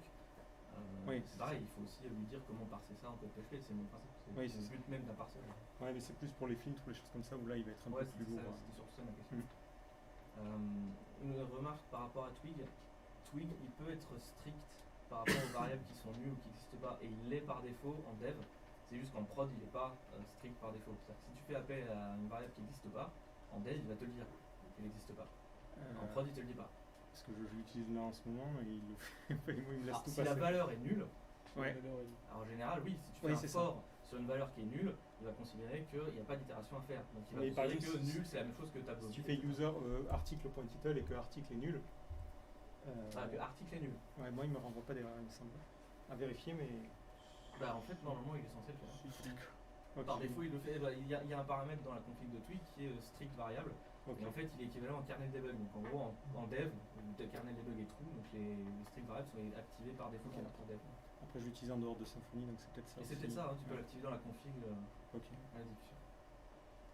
Pour moi, c'est plutôt un avantage en fait quand il est comme ça, en mode. Si l'article est nul, tant pis ça renvoie rien, au moins on n'a pas d'erreur. Bah, c'est pour ça qu'il est comme ça en prod. Ouais, ça fait que si un designer travaille, moi c'est plus par rapport à ça. C'est plus facile pour un designer qui ne connaît pas PHP de se mettre à Twig par rapport à Blade où il doit connaître déjà les syntaxes de PHP. Ça lui parle un petit peu plus. Même si les moteurs de les templates peuvent être un peu lourds très rapidement. C'est pas plus lourd que Blade en soi. Non, mais le moteur de manière générale, je veux dire. Ouais. D'autres questions? Ok.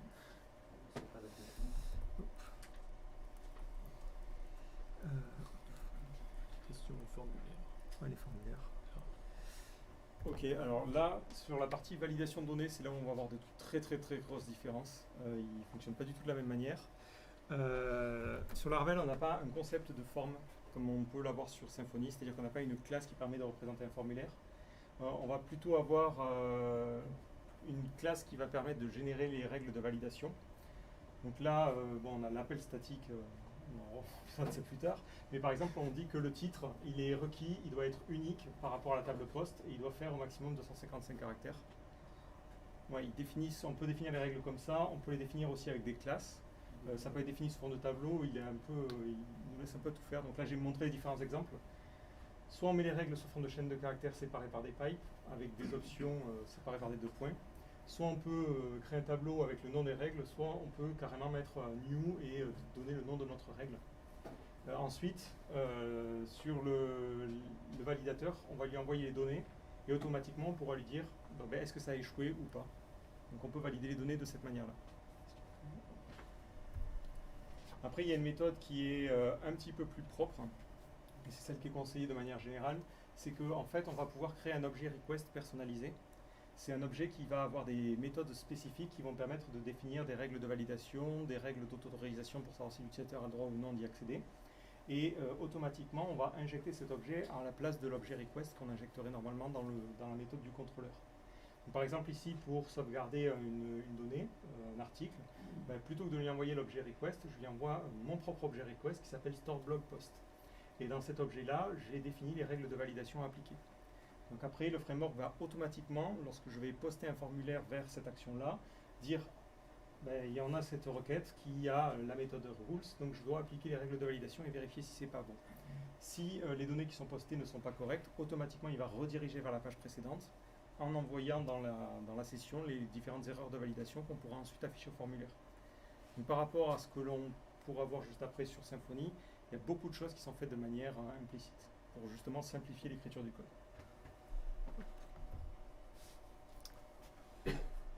Pour Symfony, comme d'habitude, 2 composants différents, validator et form, qu'on peut utiliser donc, séparément déjà l'un de l'autre et séparément de Symfony tout court. Le composant de validation donne quelques contraintes de base atomiques, comme un note nulle, length, URL, email, pour vérifier on est une valeur non nulle, qu'on n'excède pas une certaine longueur en termes de chaîne de caractères, ou qu'on ait au minimum un certain nombre de caractères également, qu'on ait bien une URL valide ou un email valide. À chaque fois, ils sont paramétrables, notamment URL et email, de façon assez poussée. Et il y a le composant form qui sert lui à construire les formulaires, à également les traiter. Il peut se baser sur des objets ou des tableaux. Par défaut, ça va être des tableaux PHP standard. Et il peut être utilisé en combinaison avec le composant de validation. Et il intègre de base la protection CSRF, sans avoir à configurer quoi que ce soit. Donc pour créer un formulaire, toujours en se basant sur nos articles de tout à l'heure, on va devoir étendre une abstract type. La convention, c'est que les formulaires de Symfony finissent par ce type, qui va nous obliger à implémenter, obliger non, même pas, mais si on veut un formulaire un peu évolué, il va falloir qu'on implémente cette fonction méthode buildForm, dans laquelle on va appeler sur notre builder plusieurs fois une méthode add pour ajouter chacun des champs à notre formulaire. Donc pour le title et le content en l'occurrence, qui vont nous permettre donc de modifier le titre ou le contenu de notre article. En second paramètre, on va pouvoir préciser quel type de champ on va vouloir. Donc un champ URL, un champ d'email, un champ de texte, un champ number, tout un tas de champs pareil disponibles. On pourra faire des collections également. Par défaut, on va avoir un champ de type texte. Il est capable aussi, si on utilise des entités, il est capable de déterminer un peu automatiquement le type de champ qu'il va falloir créer derrière. Et derrière, en troisième paramètre, une liste d'options, donc là qui dépend surtout du deuxième, mais de base on va avoir sur notre outil, notre index constraints, on va pouvoir donc lui définir notre ensemble de règles à appliquer pour que notre formulaire soit considéré valide. Donc note nulle en l'occurrence pour obliger à renseigner un titre et un contenu, et notre contenu devra faire au minimum 300 caractères, sinon on ne pourra pas poster notre article. Donc je disais tout à l'heure que le formulaire se base soit sur des objets, sinon c'est des tableaux par défaut. Pour que le formulaire puisse fonctionner avec des objets, il faut lui préciser une option qu'on appelle data class dans la méthode de configurations, et on lui donne le nom de la classe sur laquelle se baser, et à partir de là il va pouvoir faire son mapping tout seul. Pour la validation, c'est un peu plus compliqué que la Ravel, comme d'habitude. On crée un formulaire avec la méthode, on se trouve toujours dans un contrôleur. CreateForm, on lui dit quel formulaire on veut créer. Ensuite, handle request pour dire au formulaire récupère la requête qui vient d'être postée, qui vient d'être récupérée, pas forcément postée d'ailleurs. on vérifie si le formulaire il a été soumis et qu'il est valide. C'est cette méthode isValid en fait qui va faire appel en fond. Je vois un nom qui, je pense que je vais me faire reprendre un sacré paquet de fois, qui appelle la validation derrière. Donc une fois qu'on a vérifié que notre formulaire est bien soumis et valide, on peut récupérer les informations qui ont été soumises par le formulaire avec la méthode getData. Qu'on persiste donc avec, pour l'exemple d'enregistrement de nouvel objet, on persiste, on flush et on peut rediriger directement, ou si le formulaire est soit invalide, soit non soumis, afficher notre formulaire sans oublier la petite méthode createView qui permet de manipuler en fait l'affichage du formulaire au niveau de Twig. Parce que la manipulation du formulaire au niveau du contrôleur et dans Twig est un peu différente. Un peu beaucoup même. Je veux juste préciser, parce que là on vient de voir plein de codes, on fournira les slides après, parce que sur les premiers rangs je pense que ça va, mais au fond j'ai comme des doutes que vous ayez bien vu tout ce qu'il y avait, donc on fournira les slides pour que vous puissiez regarder. Voilà, c'est notre solution. Vous pourrez regarder tout ça à tête reposée chez vous. Ouais, c'est Donc, une question. On va voilà, refaire c'est la des questions. présentation. Ouais, une question. Là encore, quand tu l'as dit, c'est très compliqué. Et moi, ce qui m'énerve particulièrement aujourd'hui, quand on fait des applis web modernes avec le PHP qui gère qu'une partie back et que les formulaires sont postés avec du JS, un framework que j'en veux ou le reste, c'est que je te retrouve avec une classe qui servait à la base pendant longtemps à générer du HTML, à gérer le formulaire. Et tu vas quand même instancier pour avoir tout l'aspect contrainte. Alors que sur la web, tu fais juste la forme request et là tu récupères sorte de key valeur les données envoyées sans partir du principe que c'est un formulaire PHP qui a été send à la base. Pour faire l'avocat du diable, tu peux te skip toute la partie formulaire et n'avoir qu'un objet validator qui s'occupe que de la validation. Après, tu seras quand même obligé d'appeler les setters manuellement. C'est un peu pénible si tu as des gros objets. C'est vrai que le formulaire fournit ça par défaut. Mais tu peux complètement...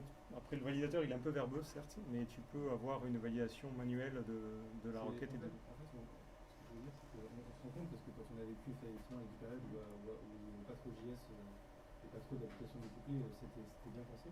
Ouais. Là, maintenant, on se retrouve avec des tas d'objets comme ça, une façon de gérer les formulaires postés par l'utilisateur qui sont un peu...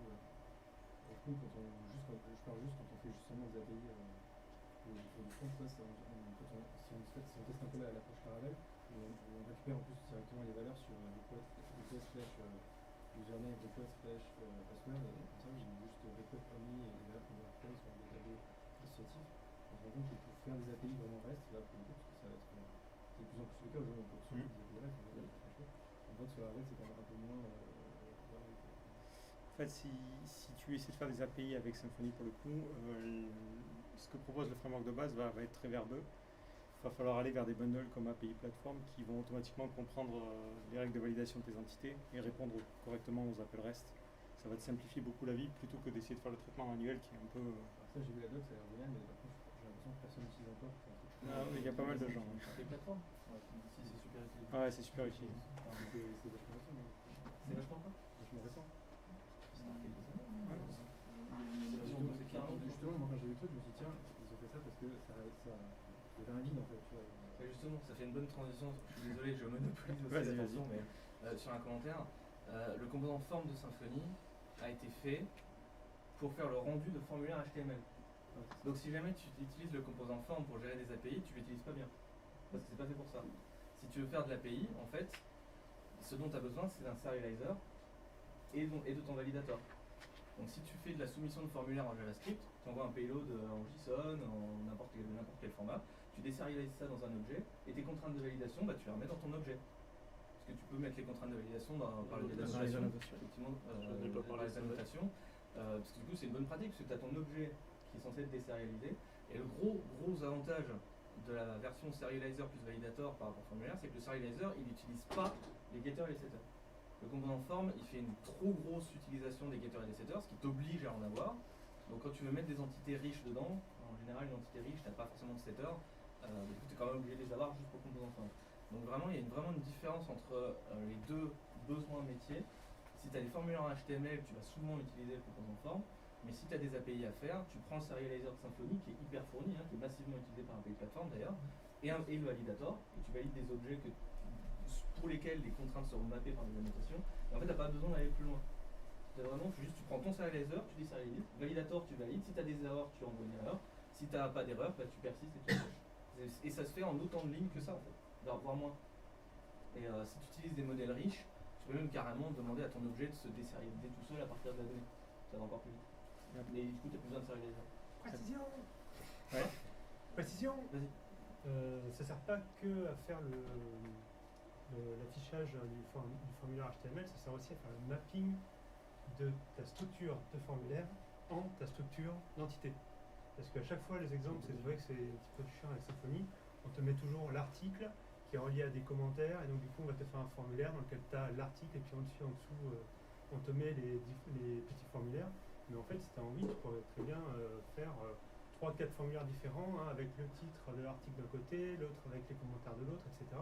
Et ce composant-là sert surtout en fait à faire la relation entre tes champs de formulaire et tes entités derrière. C'est jamais utilisé, donc forcément, en fait, tu as l'impression juste que les formulaires ne servent à rien dans cette unité. Alors en fait, le composant, il est extrêmement flexible. Franchement, ces derniers mois, j'ai creusé ce composant parce qu'il est considéré comme le plus compliqué par beaucoup de devs. Et à raison, parce qu'il y a tellement de design patterns, tellement de bonnes pratiques qui ont voulu être insérées dans ce formulaire. En fait, le composant form, c'est le sujet de thèse du dev qui a développé ce composant. C'est dire à quel point ça a été bossé. Et en fait, il y a beaucoup de bonnes pratiques dedans, ce qui le rend extrêmement flexible. Et en fait, on peut faire le café avec, en même titre qu'on peut, je sais pas, moissonner un champ. Donc en fait, il y a tellement de choses qui sont faisables que des fois, il y en a peut-être trop, exactement. Donc le besoin d'avoir un simple formulaire de contact, des fois, on fait juste un formulaire avec 3 champs et ça suffit. On n'a pas besoin de se prendre la tête avec des entités, etc. Et au passage, mettre des entités doctrines dans les formulaires, c'est une mauvaise pratique. une bonne chose. Parce que c'est pas une entité doctrine. C'est ce qu'on a dit tout à l'heure. Non, mais même peu importe. Pour revenir sur ce que tu dis, c'est marrant parce que sur la Ravel, ils ont carrément enlevé toute la partie forme, Oui. version 5. Ils ont dit c'est trop complexe, on l'enlève. Et ils ont dit voilà, on raisonne plutôt en REST, c'est-à-dire on va faire juste une API. Et ils voient le formulaire plutôt comme une API. Il y a un request, on balance, il traite. Et c'est vrai que quand maintenant on convertit nos formulaires en React ou en Vue, on se retrouve à traiter seulement une API. Donc en fait, ça envoie et les 5 lignes qu'il y avait tout à l'heure, ça suffit, on n'a rien à rajouter de plus. Après, Ouais, C'est totalement décorrélé. C'est carrément la bonne idée, justement, c'est de vraiment faire un découplage entre les deux. Et finalement, quand on regarde en interne, et c'est là où je te disais le nom tout à l'heure, c'est pas le isValid qui active la validation, c'est le handle request. C'est handle request, il récupère tout ce qu'il y a dans la requête et c'est là qu'il fait passer la grosse moulinette pour dire voilà, j'ai les données du formulaire, donc les données HTML, qui viennent du HTML, tout ça. Je les transforme avec justement le mapping en un objet article. Et ce mapping là, c'est le même process qu'un serializer. C'est pour ça finalement que le composant form, à part pour vraiment la personnalisation complète du HTML qui peut être découplé à fond, en fait on n'en a pas toujours besoin. C'est pour ça que je disais que à la limite un serializer plus un validator ça suffit largement, surtout pour les trafics qui utilisent massivement les API. Et après, dernier truc, c'est aussi c'est que sur les requests aussi, on peut utiliser les policies. Oui, c'est du ça. coup, là, on a vu que j'ai une classe qui fait tout, et c'est nickel, on peut l'utiliser pour de l'API, pour du formulaire, pour du React. Ouais, on s'est concentré sur la partie validation vraiment des données, mais il y a toute une partie autorisation qui permet de définir est-ce que oui ou non l'utilisateur peut accéder à ça. Mais ça c'est l'autre partie, ça c'est Donc, sécurité. ouais, l'avantage c'est que à tester c'est facile. Quand on a cette classe-là, on va lui envoyer l'utilisateur, on va vérifier si oui ou non il y a accès et c'est assez facile à tester. Composant security est un petit peu plus volumineux. Je vous propose de passer au sujet suivant. L'intégration de code tiers.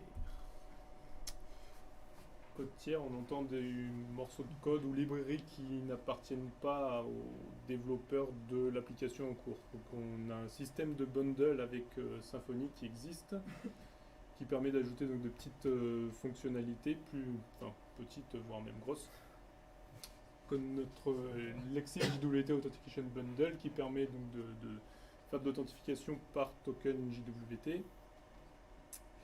Et des plus complexes comme on a Sonata, EasyAdmin et API Platform qui là sont même carrément des agrégats en fait de plusieurs bundles. Pas EasyAdmin, c'en a qu'un seul. Enfin, il dépend de Pager Fanta, mais je sais pas si Ça compte pas. s'il y a un bundle. C'est une lib. Sinon c'est tout. Ça compte. Sonata et Happy Platform sont un agrégat de différents bundles. Je crois qu'il n'y a que le Happy Platform. Bref. C'est génial, désolé.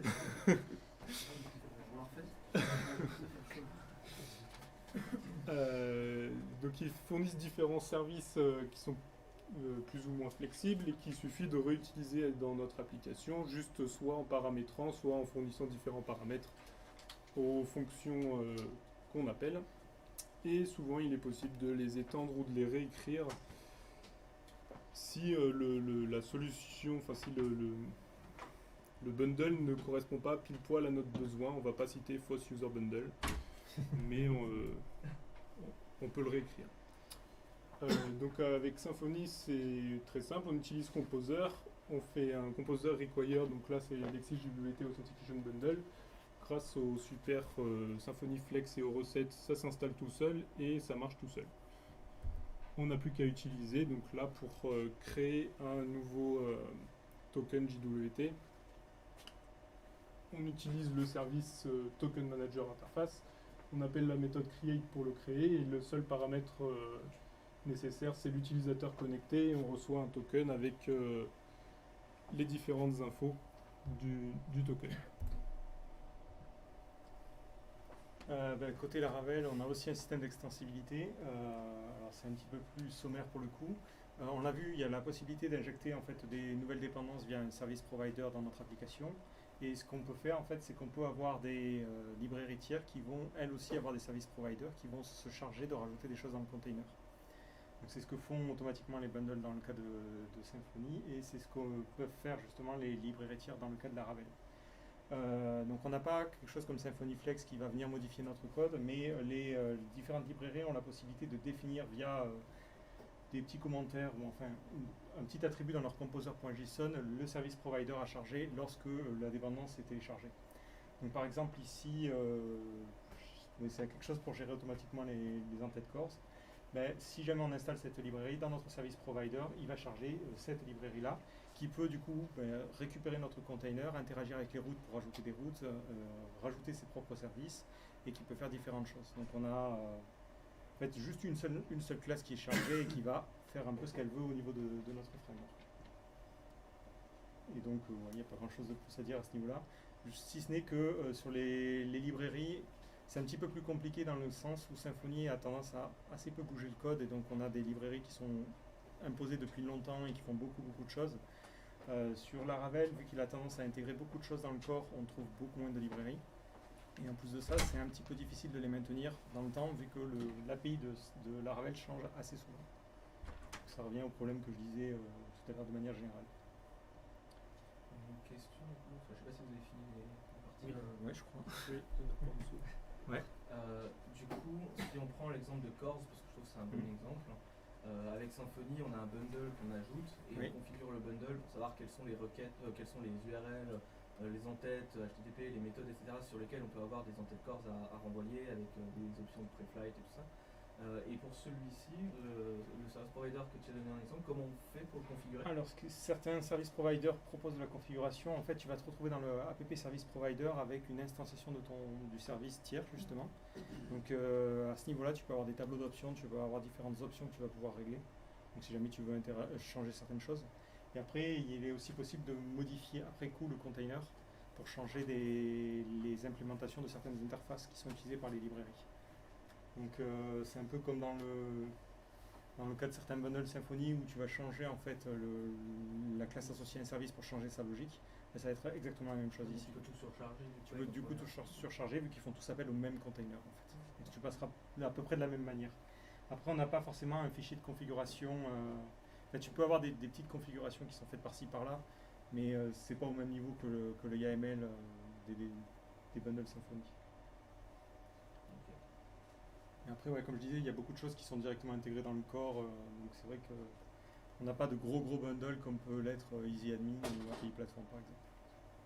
Et du coup, si tu veux de l'administration type EasyAdmin dans Laravel, vu que c'est pas dans obligatoirement Laravel Nova ou Non. t'as d'autres solutions? T'as d'autres solutions, elles sont plus ou moins partielles. Pour les avoir testées, elles sont pas encore au niveau de VisiAdmin, mais tu as d'autres solutions. Là. Je sais plus comment elles s'appellent. Non, pour dire, là c'est un truc aussi qui fait sourire avec le framework, c'est que sur GitHub, tu as un repo name qui s'appelle Awesome, et puis tu as slash techno, genre Awesome.js, peut-être très libre, trop cool à la mode, qui permet de faire n'importe quel truc sur le JS. Tu as Awesome PHP, puis tu as Awesome Laravel. Donc là, tu as tout, là, tu as truc, et pour pas faire des crues de base, hein, pour faire l'opération avec Elasticsearch avec des order queues, avec du login, avec plein de trucs. Genre la liste elle est immense, tu vois, pour faire du LDAP, pour faire tout ce que tu veux. Par contre, encore Awesome, c'est là que en fait, c'est surtout sur cette partie-là moi, que je trouve que la différence entre les frameworks qui est significative, c'est sur le nombre de contributeurs, le nombre de librairies tierces pour parler avec d'autres services, d'autres bases de données un peu moins communes, etc. Tu vas avoir énormément plus de ressources sur la Laravel en général, de docs, de sites pour apprendre. En fait, c'est tout ça, c'est surtout l'écosystème qui fait la différence. Sur Symfony, en fait, c'était surtout concentré sur Symfony, je pense, le serveur là, et puis les sites propriétaires. Une des rares de formation Symfony 4 française qu'on ait, c'est celle de Jonathan, parce que le reste du temps, il faut aller chez Sentio, sortir de chez qui, etc. En fait, c'est ça moi, c'est surtout sur cet axe, si je devais en citer un seul, c'est l'apprentissage et le côté, bien que Fabien lui-même dise oui, open source c'est important, ce qui fait que c'est important pour les autres, c'est dans la vision, etc. Au final, il a une approche vachement commentaire, vachement. Il y a des déboires avec ça aussi d'ailleurs. Mais après, c'est les déboires, pour la Laravel. fait partie en interne. Ça n'a rien à voir. Juste pour parler de la Laravel Flex, ça s'argumente dans les deux sens en fait. Parce que moi, au départ, j'étais un petit peu contre l'idée de se dire c'est eux qui contrôlent en fait le dépôt sur lequel on va pouvoir mettre les librairies tiers, même s'ils acceptent les PR. Je pense que tout le monde était à peu près contre. L'avantage, c'est que si on veut faire l'avocat du diable, entre guillemets, c'est de se dire que si on voit une librairie sur Laravel Flex, on sait entre guillemets qu'elle a été validée par l'équipe de Laravel. On sait que quand on va faire un composer require admin, on a un truc qui est censé bien fonctionner. Sur Symfony Flex, Ouais, sur Symfony Flex. Ouais, sur Symfony Flex, quand je télécharge un bundle, j'ai tendance plutôt à penser qu'il est bien fait. Sur Laravel, ça arrive assez souvent aussi qu'on ait des trucs pétés vu que ça vient de n'importe où. Mais c'est très intéressant que tu en parles parce que je connaissais pas ce truc Awesome, PHP, tout ça. Awesome slash Laravel, et là c'est par catégorie, c'est souvent tout ce qui est, on va dire, du domaine de l'authentification, tout ce qui est du login, tout ce qui est. On va faire les consignes. Comme ça, on va pouvoir s'intéresser pour le faire pour Symfony. Et une fois que tu as vu cette liste, c'est là que tu te dis, oh putain, en fait, nous on est là dans notre plan avec Symfony, et puis derrière, eux sur le slide, ils ont écrit des trucs. Mais en fait, c'est ça le truc, c'est que dans Laravel, si tu as ce point d'entrée de service provider, ça veut dire que derrière, tu as probablement des classes PHP. Des classes PHP, c'est des classes lambda. Si ces classes sont couplées à Laravel, tu peux rien faire, c'est que Laravel. Donc là, du coup, le couplage est fort et c'est dommage.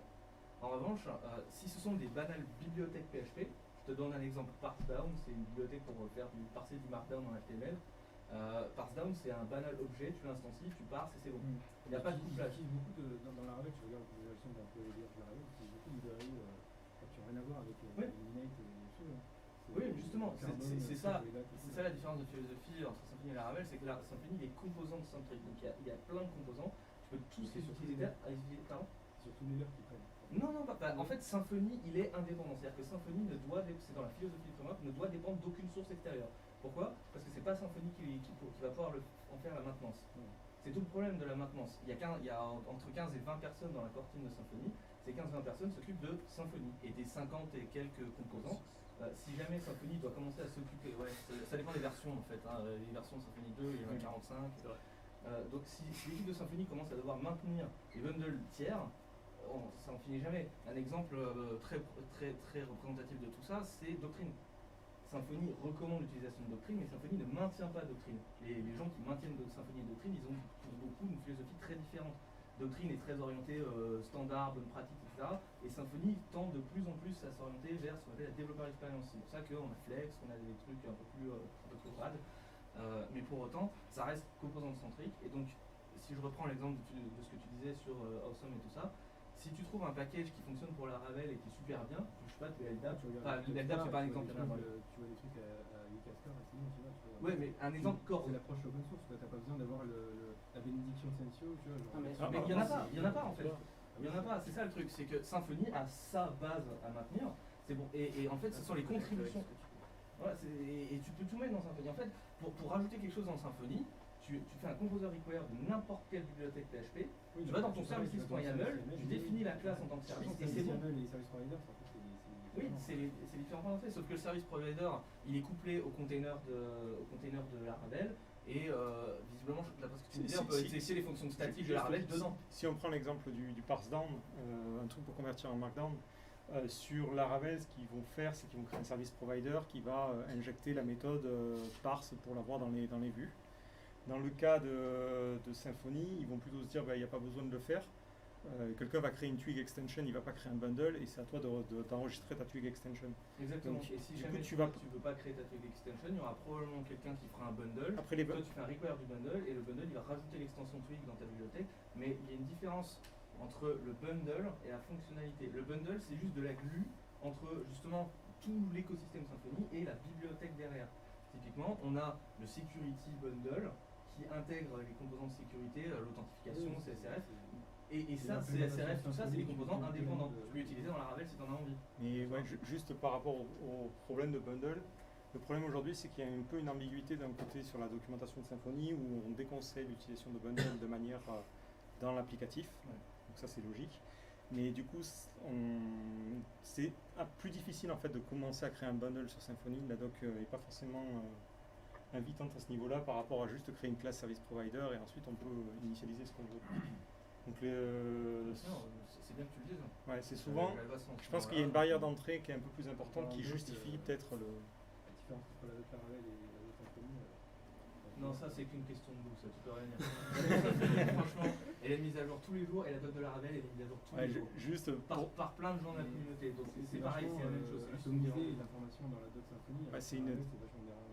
Pour ceux qui ne connaissent pas forcément les deux docs, Symfony, elle a plus une doc approche, genre elle donne 2-3 exemples simples. Et dès qu'il faut aller sur des trucs un peu plus poussés, il faut chercher un petit peu, il y a un petit sommaire et après il faut foncer un petit peu à l'intérieur du code des librairies. Surtout si on a des cas particuliers, et moi je suis expert en cas toujours qui sortent de l'exemple. Laravel, lui, il va me dire, voilà la classe par exemple, voilà à quoi ressemble le modèle et voilà l'ensemble des méthodes, il explique chacune. Donc c'est pas du tout le même type de documentation, donc c'est pour ça que certains peuvent aimer l'approche de Symfony et pas du tout celle de Laravel et inversement. Mais je vais te parler d'une expérience que j'ai relatée sur Twitter il y a une semaine pour ceux qui me follow s'il y en a. Quand tu vas sur la page d'accueil de Symfony et la page d'accueil de Laravel, il y a une vraie différence. Quand tu vas sur la page d'accueil de Symfony, les 3 premières choses que tu vois, c'est quoi Symfony, installez-le et vous allez voir c'est bien, et voilà la doc.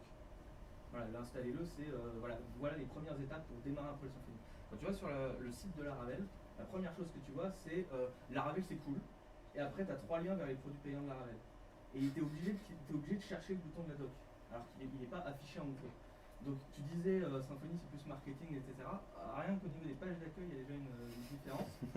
Et aussi, dans Symfony, le Getting Started, le point de départ, et donc le Découvrir Symfony, il est réfléchi par l'équipe de la doc genre tous les 3 mois.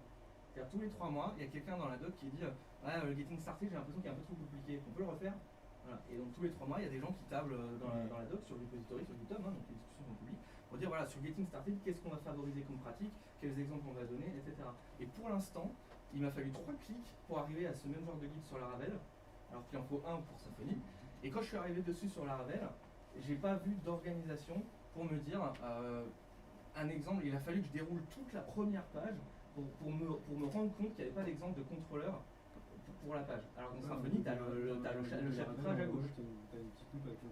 Eh ben oui, il faut que je fasse la recherche. En Symfony, tu as la liste à gauche. Après, tu vois, donc c'est pour ça que je te dis, c'est qu'une question de goût. C'est vraiment qu'une question de goût. Il y a un autre problème qui est lié au fait que Symfony, c'est, on l'a dit au début de la vidéo, c'est une série de composants en fait. Donc le problème, c'est que dans Laravel, si je cherche comment on va sauvegarder un truc dans la base de données, je cherche dans la doc, c'est dans la doc de Laravel et c'est simple à trouver. Je vais faire par exemple de Liger loading sur Doctrine. Je me retrouve à aller sur la doc de Doctrine qui est beaucoup moins bien rangée. On tape Liger, on trouve rien, il faut chercher, c'est une annotation. Et il y a aussi le problème des annotations qu'il faut connaître. Donc le problème, c'est que Symfony a un bon getting started, mais dès qu'on va aller sur des exemples un peu poussés, il va falloir chercher sur des docs tiers qui ne sont pas du tout organisés de la même manière et qui sont parfois pas du tout bien organisés. C'est des liens de cookbook, how to, machin, Dans Symfony, on avait ça, les cookbooks. Et ils ont été arrêtés parce qu'en fait personne ne voulait les maintenir. Parce que du coup, t'as l'impression que la doc, ça consiste à une série d'exemples précis. Mais il y avait des dizaines de cookbooks. En fait, la page existe encore pour la doc de Symfony version, c'était en 2.8, je crois qu'ils les ont enlevés probablement en 3.0. Et en fait, il y avait vraiment des dizaines et des dizaines de cookbooks.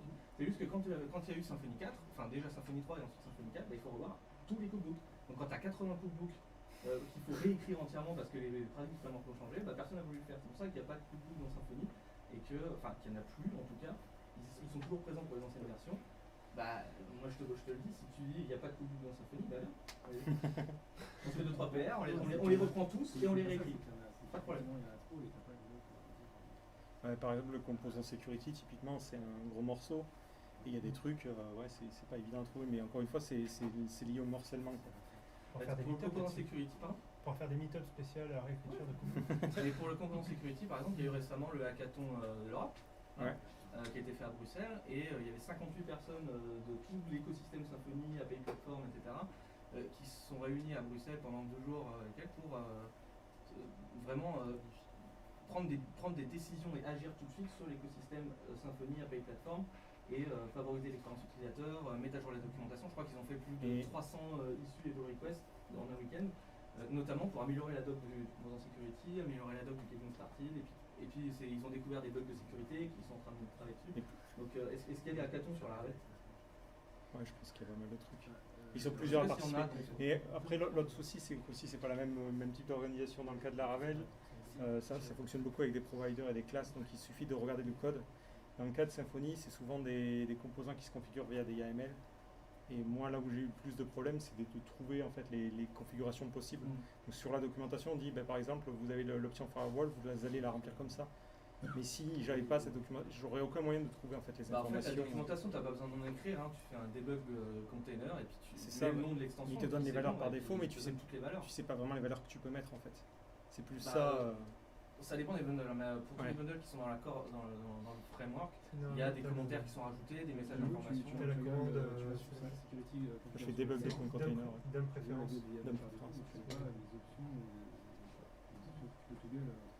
C'est tout le problème du composant security, c'est que tous les points d'authentification ils sont assez complexes, il est compliqué le composant en soi à appréhender.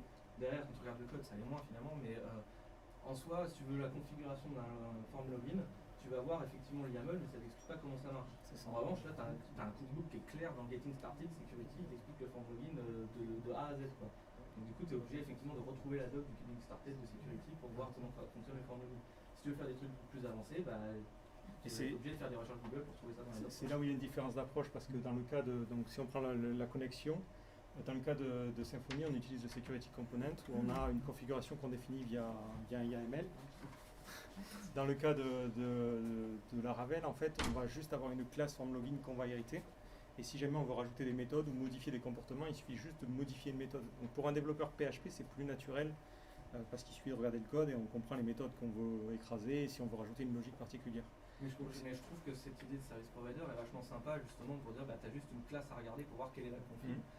Par contre, d'après ce que tu m'as dit, changer la config c'est un peu plus différent, tu es obligé de rajouter des trucs en plus. Après, ça dépend si le composant est interne à la Ravel ou pas en fait. S'il est interne, en fait, tu vas, par exemple, pour toute la partie authentification, tu vas créer une classe que tu vas avoir dans ton application qui héritera d'une classe tiers. Donc après, toi, tu peux écraser ce que tu veux. Donc c'est super simple, mais c'est une approche PHP, quoi. C'est pas une approche avec trop de séparation. Et les tests unitaires dans la Ravel, il y a ce qu'il faut en fait par défaut comme dans Symfony, parce que ça on n'en parle jamais en fait. Ouais, alors Symfony, il n'y a rien pour les tests unitaires, c'est du test case de PHP. C'est du PHP. PHP. Fonctionnel, tout ce qu'il faut. Tu as les tests fonctionnels, les web tests, les tests unit, tous les trucs que tu veux. Là, ils ont axé vraiment sur la simplicité. Enfin, pour que ça soit simple, il y a les tests fonctionnels entre guillemets où on teste d'appeler un contrôleur et de récupérer les informations. Là, il permet justement de faire une sorte de mock statique. Donc, par exemple, on peut lui dire sur le mailer, je m'attends à ce qu'il y ait un envoi d'email. Et on fait mailer, expect, send. Donc il est capable de automatiquement moquer les façades et ça c'est super pratique. Mais pour le coup, je trouve que la différence entre la Ravel et Symfony en termes de tests, elle est clairement en faveur de la Ravel. C'est plus simple de faire des tests dans la Ravel que dans Symfony. Mais sur la partie contrôleur, le truc c'est que très souvent, si on écoute ceux qui travaillent sur du Laravel, ils ont tendance à dire tester sur une base de données.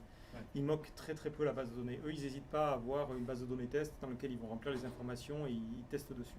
Ouais. Donc quand on cherche des informations, après c'est le même problème sur Symfony, c'est très compliqué de moquer. Si on veut tester un repository, on se tire une balle, c'est hyper compliqué. Mais Tu testes le repository effectivement en avec fait, la base de données. si tu appelles en fait si tu suis la doc et que tu fais un get manager, get machin, tu te retrouves à devoir moquer plein de méthodes en chaîne. Mais c'est intéressant parce qu'effectivement il y a plein de pratiques et par exemple le test fonctionnel sur Laravel c'est vachement plus simple que sur Symfony.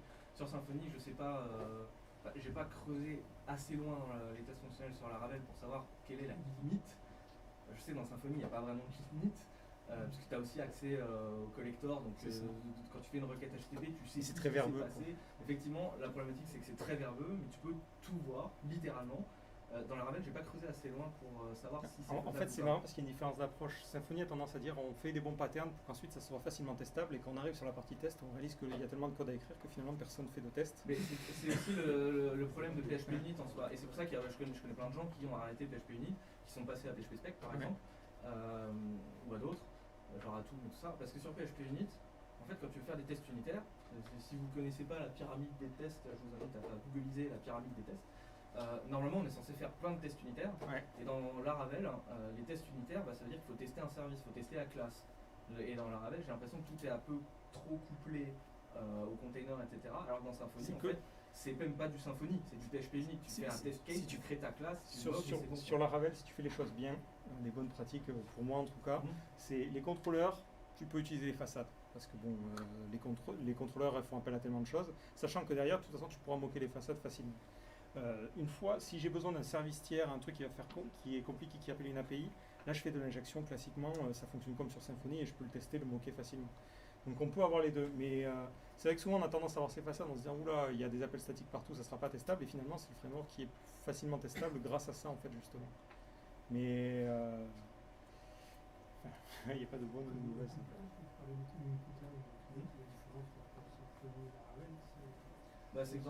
En fait, dans Laravel, quand tu as des classes qui font partie de ton application et qui ont besoin de manipuler des composants qui sont externes, typiquement un service provider cores, appeler la base de données, ce genre de choses, le couplage est au niveau de Laravel en fait. Le container, tu appelles tout depuis le container. Et dans Symfony, depuis 2014, depuis que Symfony 3 est en développement, en fait, on arrête de se coupler au container. On écrit du code, et ton code dépend soit de ton code, soit de l'Entity Manager Interface. Voilà, tu as besoin d'un Entity Manager, tu injectes uniquement l'abstraction. Et en fait, c'est vachement pratique parce que tu n'as plus besoin de faire de tests fonctionnels. À la base, quand tu voulais faire des tests, vu qu'il fallait avoir le conteneur d'injection de dépendance complet, par exemple dans les contrôleurs, typiquement une mauvaise pratique dans Symfony, c'est d'uniquement tester les contrôleurs. Ça ne fait pas. Tu fais un vrai test fonctionnel. Tu peux pas de toute façon. Voilà. Si tu peux. Ouais, mais tester les flush. En fait, le problème c'est tester le flush. Pas le container. Ouais, c'est ça. C'est tout le problème. Mais bon, faut pas le faire. Il faut faire un vrai test fonctionnel pour le coup, mais bon, c'est autre chose. Et tu as besoin de ton mailer, le newsletter manager que tu avais présenté tout à l'heure. Tu vas créer ton newsletter manager, tu fais new newsletter manager, et il a besoin du mailer interface. Avec PHP Unit, tu fais this create mock mailer interface, ça crée un mock de mailer interface. Et en fait, du coup, tu dépends pas du container ou quoi que ce soit. C'est ta classe et sa dépendance. Donc, tu moques le mailer, tu dis mon mailer il va renvoyer, le mail a été envoyé, tu vérifies, tu fais une insertion dans ton service à toi, comme quoi, je sais pas, il y aura une exception qui aura été renvoyée parce que le mailer aura envoyé une erreur, ou des choses comme ça. Et du coup, c'est juste plus du Symfony.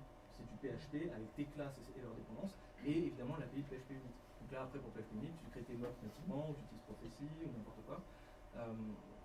Si tu veux faire vraiment un test de ton contrôleur, là, tu vas passer dans la grosse couche web test case, comme tu disais tout à l'heure, où là, tu vas faire une requête HTTP sur ton appli. Ça va faire ça va émuler une requête HTTP, et après, tu vas récupérer la réponse. Donc, tu vas devoir débugger avec la fameuse API ultra verbeuse, qui est super casse-pied à utiliser, mais qui permet de tout faire. Tu peux tout vérifier sur ce qui a été fait. C'est vrai qu'effectivement l'API functional testing de Laravel est vachement je lis l'anglais quoi. C'est ça. User click ça, assise et tu vois. Après c'est user click, c'est-à-dire que c'est orienté navigateur. T'as un navigateur derrière. En Symfony, nativement. Non, t'as pas vraiment de. C'est pas orienté navigateur. C'est orienté requête-réponse. Tu as le choix avec en fait. Panther maintenant, oui. Quand tu fais clic, en fait, il fait pas clic, il va aller chercher le lien et il visite le truc. Donc t'as pas vraiment un navigateur pour la partie. Non, t'as pas un vrai navigateur. Si tu veux un vrai navigateur, il faut Panther, mais du coup ça monte dans la pyramide des tests. C'est plus la même chose. Et du coup, t'as des tests qui sont vachement plus lents et qui coûtent plus en ressources. Donc c'est pas les mêmes. Tu fais pas les mêmes tests. Après, si tu veux intégrer aussi du JavaScript, tu es obligé de passer sur du Dusk parce parce que ton serveur il va pas te retourner, il va te retourner juste une balise. Donc tu es obligé de monter sur un niveau. C'est pour ça que Dusk c'est vachement bien. Et Symfony Panther c'est vachement inspiré de Dusk finalement. Et on débat. Mais en utilisant une autre API, c'est tout. Je crois que Julien va te dire un truc. Je pense qu'on va. Vous avez vu, les pizzas sont arrivées. Le débat, je pense qu'on pourrait continuer pas mal. On va On continuer. va essayer de clôturer la soirée. Alors, ça tombe bien qu'on se finisse sur les tests. Parce que le prochain meet-up qu'on aimerait organiser en mai, ça sera sur les tests, avec les tests Symfony et BIAT qui permet de faire des tests fonctionnels. Donc voilà, donc tous ceux qui sont intéressés par le sujet, je vous invite à revenir en mai. On devrait de fixer la date assez rapidement. Donc voilà.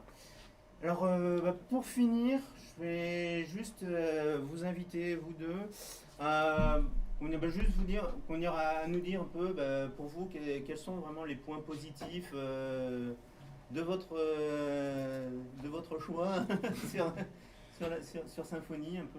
Pour moi, sur Symfony, ouais, c'est vraiment cette idée de découpler le code à la fois de Symfony lui-même et de l'application en elle-même. C'est vraiment cette modularité qu'on peut arriver à avoir et d'utiliser un peu les librairies vraiment qu'on veut utiliser et pas celles que Symfony nous propose. Alors moi je dirais que globalement il n'y a pas forcément un truc qui est parfait et l'autre non. Je sais qu'il y a des choses bien chez les deux. Il faudrait une combinaison des deux en fait, ça serait idéal. Moi j'aime bien l'approche Laravel parce que quand je développe j'ai une idée et j'ai envie tout de suite d'avoir le produit entre guillemets. J'ai pas forcément parfois envie de me prendre trop la tête sur la logique et les bonnes pratiques et comment bien organiser le code. Et je trouve que Laravel propose un code qui est beaucoup plus facilement lisible. Souvent sur Symfony, le problème c'est qu'on a tendance à avoir 12 classes pour faire une chose et ça fait que quand on regarde le code, c'est un petit peu compliqué. Mais parfois, c'est vrai que c'est bien aussi d'avoir cette structure-là, notamment sur la partie ORM. Les entités, c'est quand même pratique aussi. Voilà. Donc c'est pas tout blanc ou tout noir. Donc, je pense qu'on a fini pour les présentations. Voilà, vous pouvez les applaudir. Bien bossé.